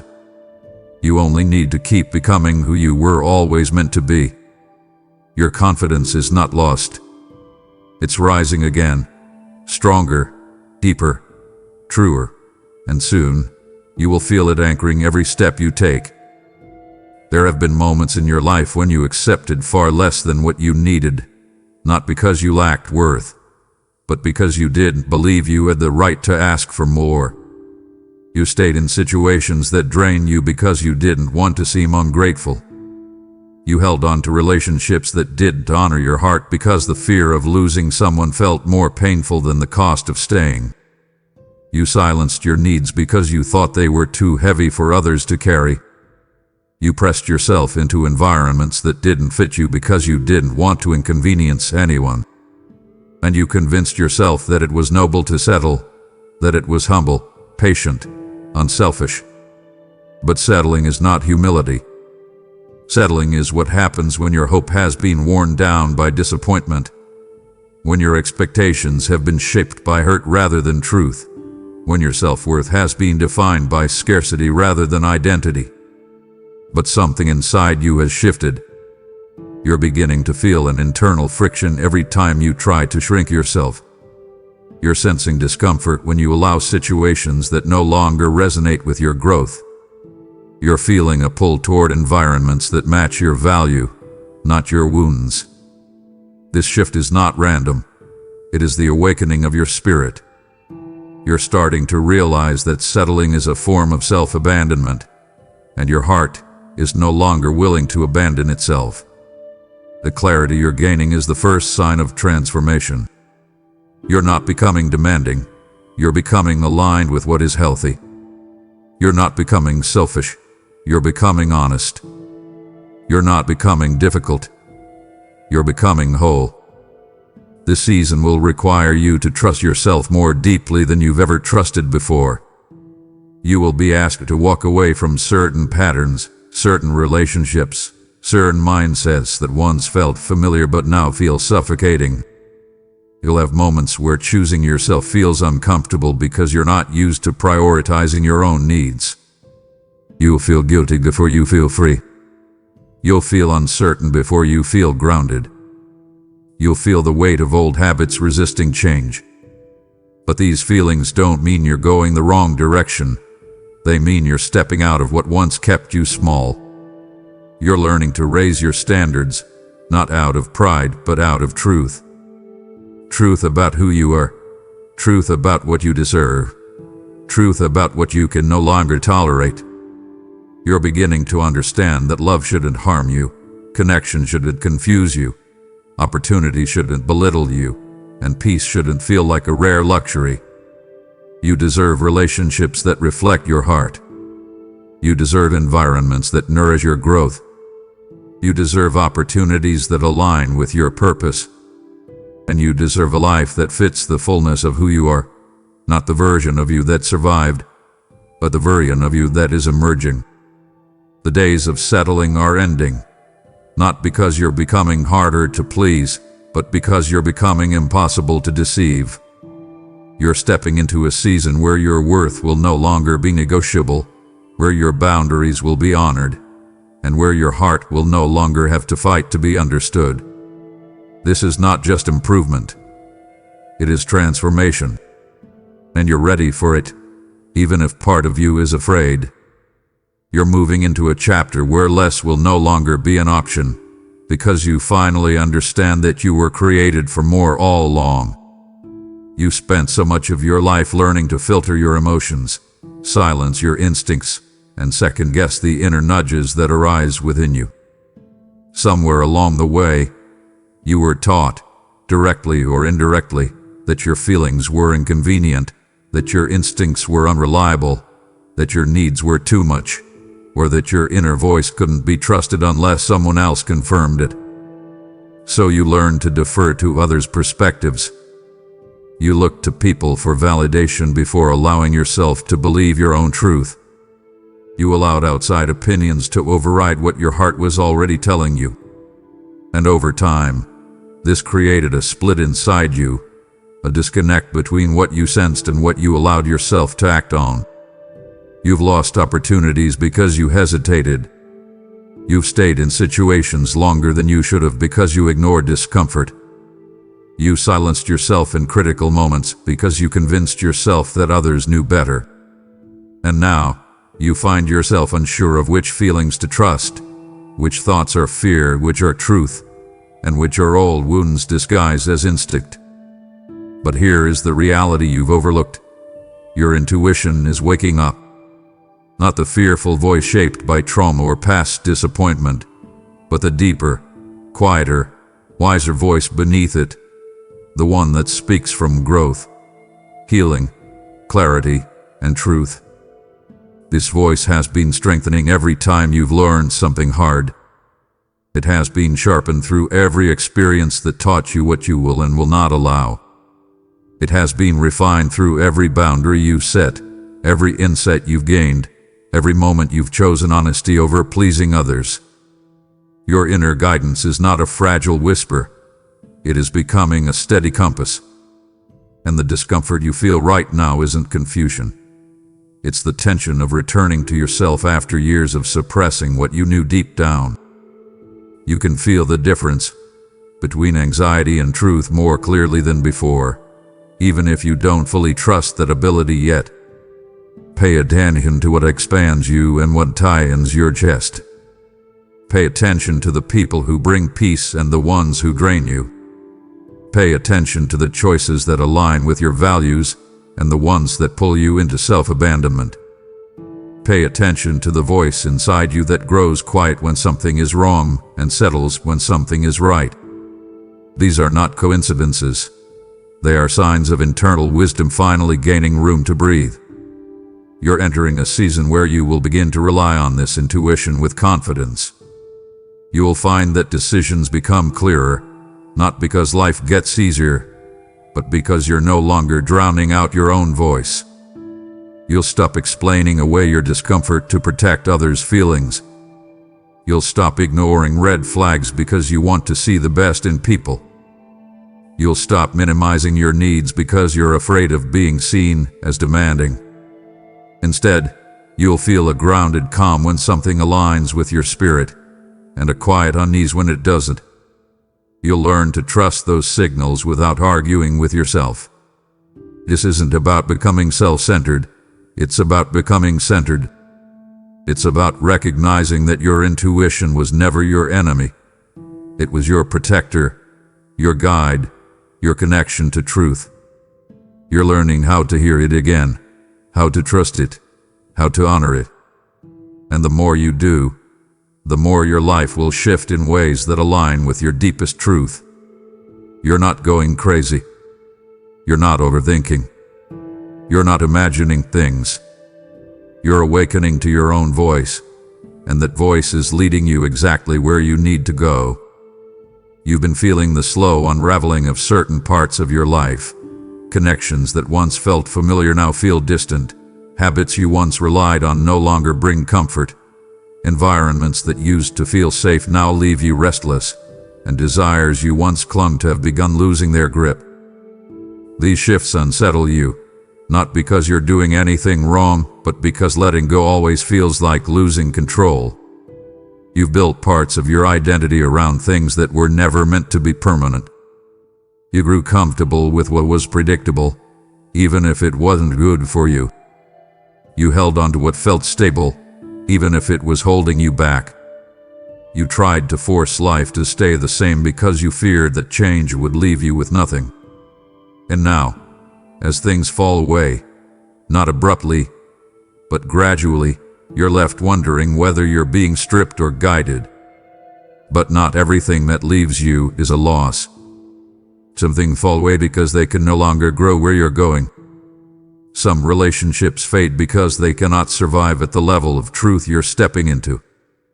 Some desires dissolve because they were rooted in old wounds, not present wisdom. Some opportunities close because they would have limited your potential rather than expanded it. You're not being punished. You're being redirected. You're not being abandoned. You're being refined. You're not losing your life. You're shedding what no longer aligns with the life being born within you. It's natural to grieve what's leaving, even if you know it's for the best. You're human. You become attached to routines, to people, to hopes, to versions of yourself you've outgrown. Transition is painful because it interrupts your sense of familiarity. But letting go is not weakness. It's an act of courage. And right now, courage is rising in you, even if it doesn't feel like it. Each time you release what no longer resonates, you make room for something that will. The emptiness you feel is not a void. It is an opening. Pay attention to what no longer feels the same. The discomfort you sense is not confusion. It is truth revealing what has reached its expiration. There are relationships that used to energize you but now drain you. There are patterns that once shielded you but now suffocate you. There are dreams that once motivated you but now feel too small. These changes are not coincidences. They are signals that your spirit is stepping into a new season and shedding the weight of old seasons. You won't always understand what is being removed in the moment, but clarity always comes later. One day you will look back and see how these endings protected you from settling, from compromising, from remaining where you were never meant to stay. You'll see how the things you thought you needed were never meant to carry you forward. You'll see how the losses that hurt you most made room for blessings that fit you better. You are not being emptied. You are being prepared. You are not losing what you need. You are releasing what cannot follow you into the life unfolding ahead. Trust the process. What leaves now creates space for what will lift you later. You've reached moments lately where you felt drained in ways you can't fully explain. Tired not just in your body, but in your spirit, your emotions, your thoughts. It's the kind of tiredness that sleep doesn't fix, the kind that lingers even after rest, the kind that makes simple decisions feel heavy. You find yourself moving through your days with less enthusiasm, less clarity, less spark than you once had. You wonder where your motivation went, why your passion feels dimmer, why your resilience seems thinner than before. You've worried that maybe you've lost something permanently, that maybe the strongest parts of you have gone quiet, that maybe life has taken more from you than you realized. And underneath all of that worry is a whisper, what if I never feel like myself again? But the truth you haven't been able to see is this. Your fatigue is not a sign that you're failing. It's a sign that you're being renewed. Strength doesn't always return with force. It often rises slowly, beneath the surface, in the places where you once felt the weakest. You're in a transition that requires more energy than usual, not because you're doing something wrong, but because transformation is happening beneath your awareness. Your spirit is reorganizing itself. Your mind is releasing beliefs you've held for years.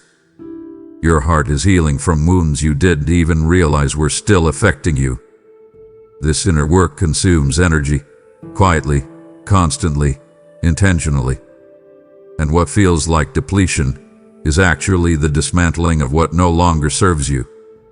Your strength isn't disappearing, It's being rebuilt from a deeper foundation. The strength you're moving toward is not the old kind, driven by pressure, fueled by survival, maintained by self-neglect. This new strength is grounded, steady, and sustainable. It won't ask you to abandon yourself to stay strong. It won't demand that you push through pain without acknowledging it. It won't force you to carry more than you should. Instead, this strength rises from self-awareness, from clarity, from alignment, from truth. It comes from knowing yourself instead of running from yourself. And that kind of strength takes time to form. Soon, you'll begin noticing subtle signs of renewal. A heaviness inside you will lift unexpectedly. A burst of motivation will come on a day you didn't anticipate. A moment of clarity will cut through confusion. A sense of peace will settle where anxiety once lived. These moments are not random. They are evidence of strength returning. You'll wake up one day and feel lighter without knowing why. You'll find yourself handling situations with more grace than before. You'll realize you're no longer shaken by things that once overwhelmed you. Strength doesn't announce its arrival with noise. It emerges through quiet shifts that build upon one another until suddenly you feel alive again. Your current exhaustion is not a permanent state. It is temporary. It is purposeful. It is part of the renewal unfolding inside you. You won't remain drained.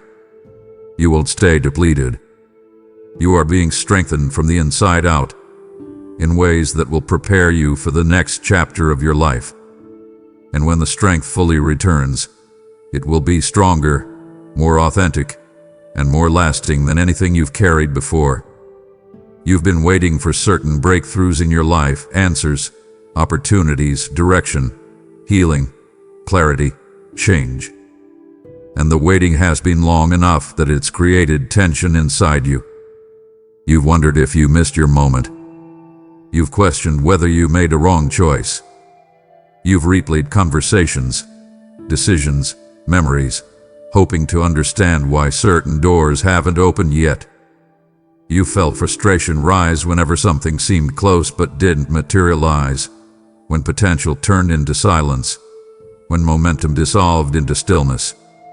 And whether you've admitted it aloud or not, there have been moments where disappointment whispered to you that maybe the breakthroughs you hoped for were never meant to be yours. But breakthroughs don't happen when your circumstances are ready. They happen when you are ready. And readiness isn't about perfection.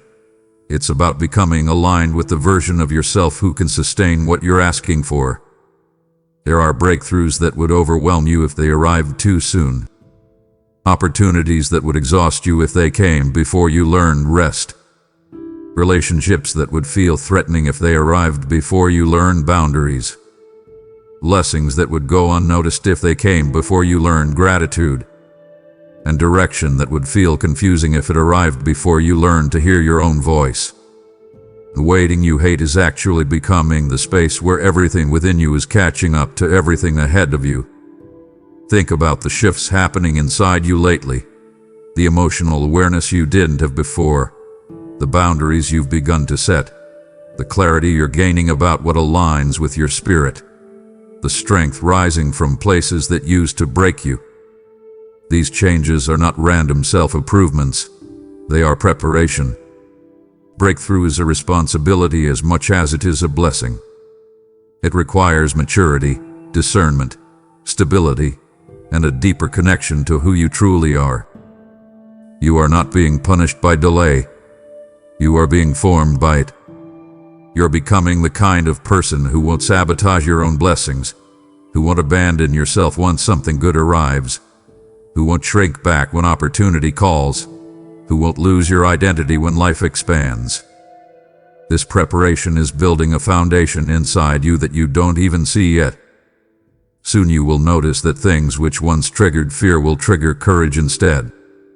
Decisions that once overwhelmed you will feel clear. Paths that once felt impossible will feel attainable.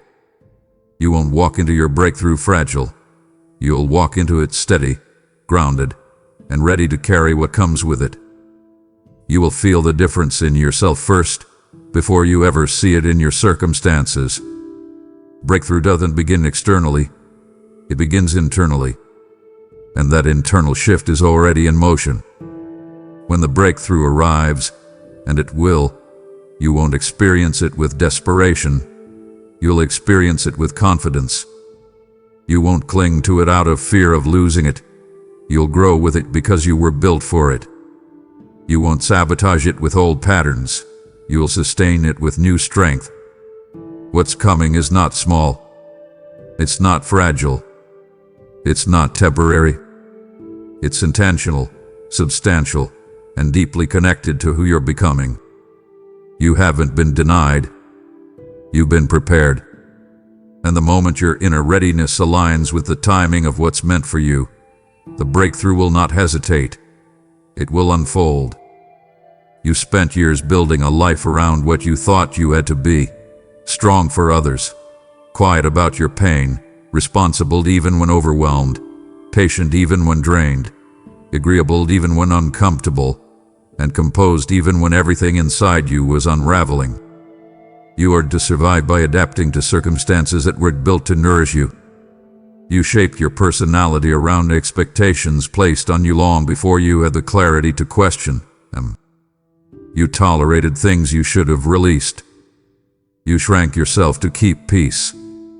You hid your needs so you wouldn't feel like a burden. You dimmed your own desires because you believed they were unrealistic. And in all those silent compromises, you created a version of yourself that kept you functioning, but not flourishing. But the life you built out of survival is not the life you're meant to remain in. You're stepping into a chapter where authenticity will matter more than compliance, where truth will matter more than appearance, where peace will matter more than pleasing people, where purpose will matter more than fear. And this shift is already happening inside you. You've begun questioning habits you used to accept. You've started recognizing that not everything that feels familiar is healthy. You're noticing how exhaustion follows patterns you once thought were normal. You're seeing how much of your identity was shaped by the expectations of others rather than the truth of who you are. These realizations are not coincidences. They are the first signs of awakening. You're being led into a life that actually fits your soul. Not the one you forced yourself into. Not the one you settled for because you didn't think you deserved more. Not the one you stayed in because you feared change. This next season is being shaped around who you're becoming. Someone more grounded, more honest, more aware, more aligned. You will feel the need to pretend you're okay when you're not. You won't feel pressure to prove yourself. You won't feel obligated to stay connected to things that drain you. You won't feel tied to roles that exhaust your spirit. Because you're entering a life where your inner world and your outer world finally begin to match. This shift won't happen all at once. It will unfold through consistent moments of clarity, moments when you speak up instead of staying silent, when you walk away instead of forcing yourself to endure, when you choose rest instead of guilt, when you honor your emotions instead of suppressing them, when you follow your intuition instead of doubting it, when you choose truth over comfort. Every one of those moments is a step into the life you were always meant to live. And you won't have to fight your way into this chapter. It's unfolding naturally because you're ready for it. Life will begin aligning with your growth. People who resonate with your truth will draw near. Environments that match your values will open. Opportunities that fit your purpose will appear. And slowly, steadily, beautifully, you will feel yourself becoming whole. The life you're stepping into is not built on survival. It's built on identity, clarity, peace, courage, and truth. You are not returning to who you were. You are becoming who you were always meant to be. Amen.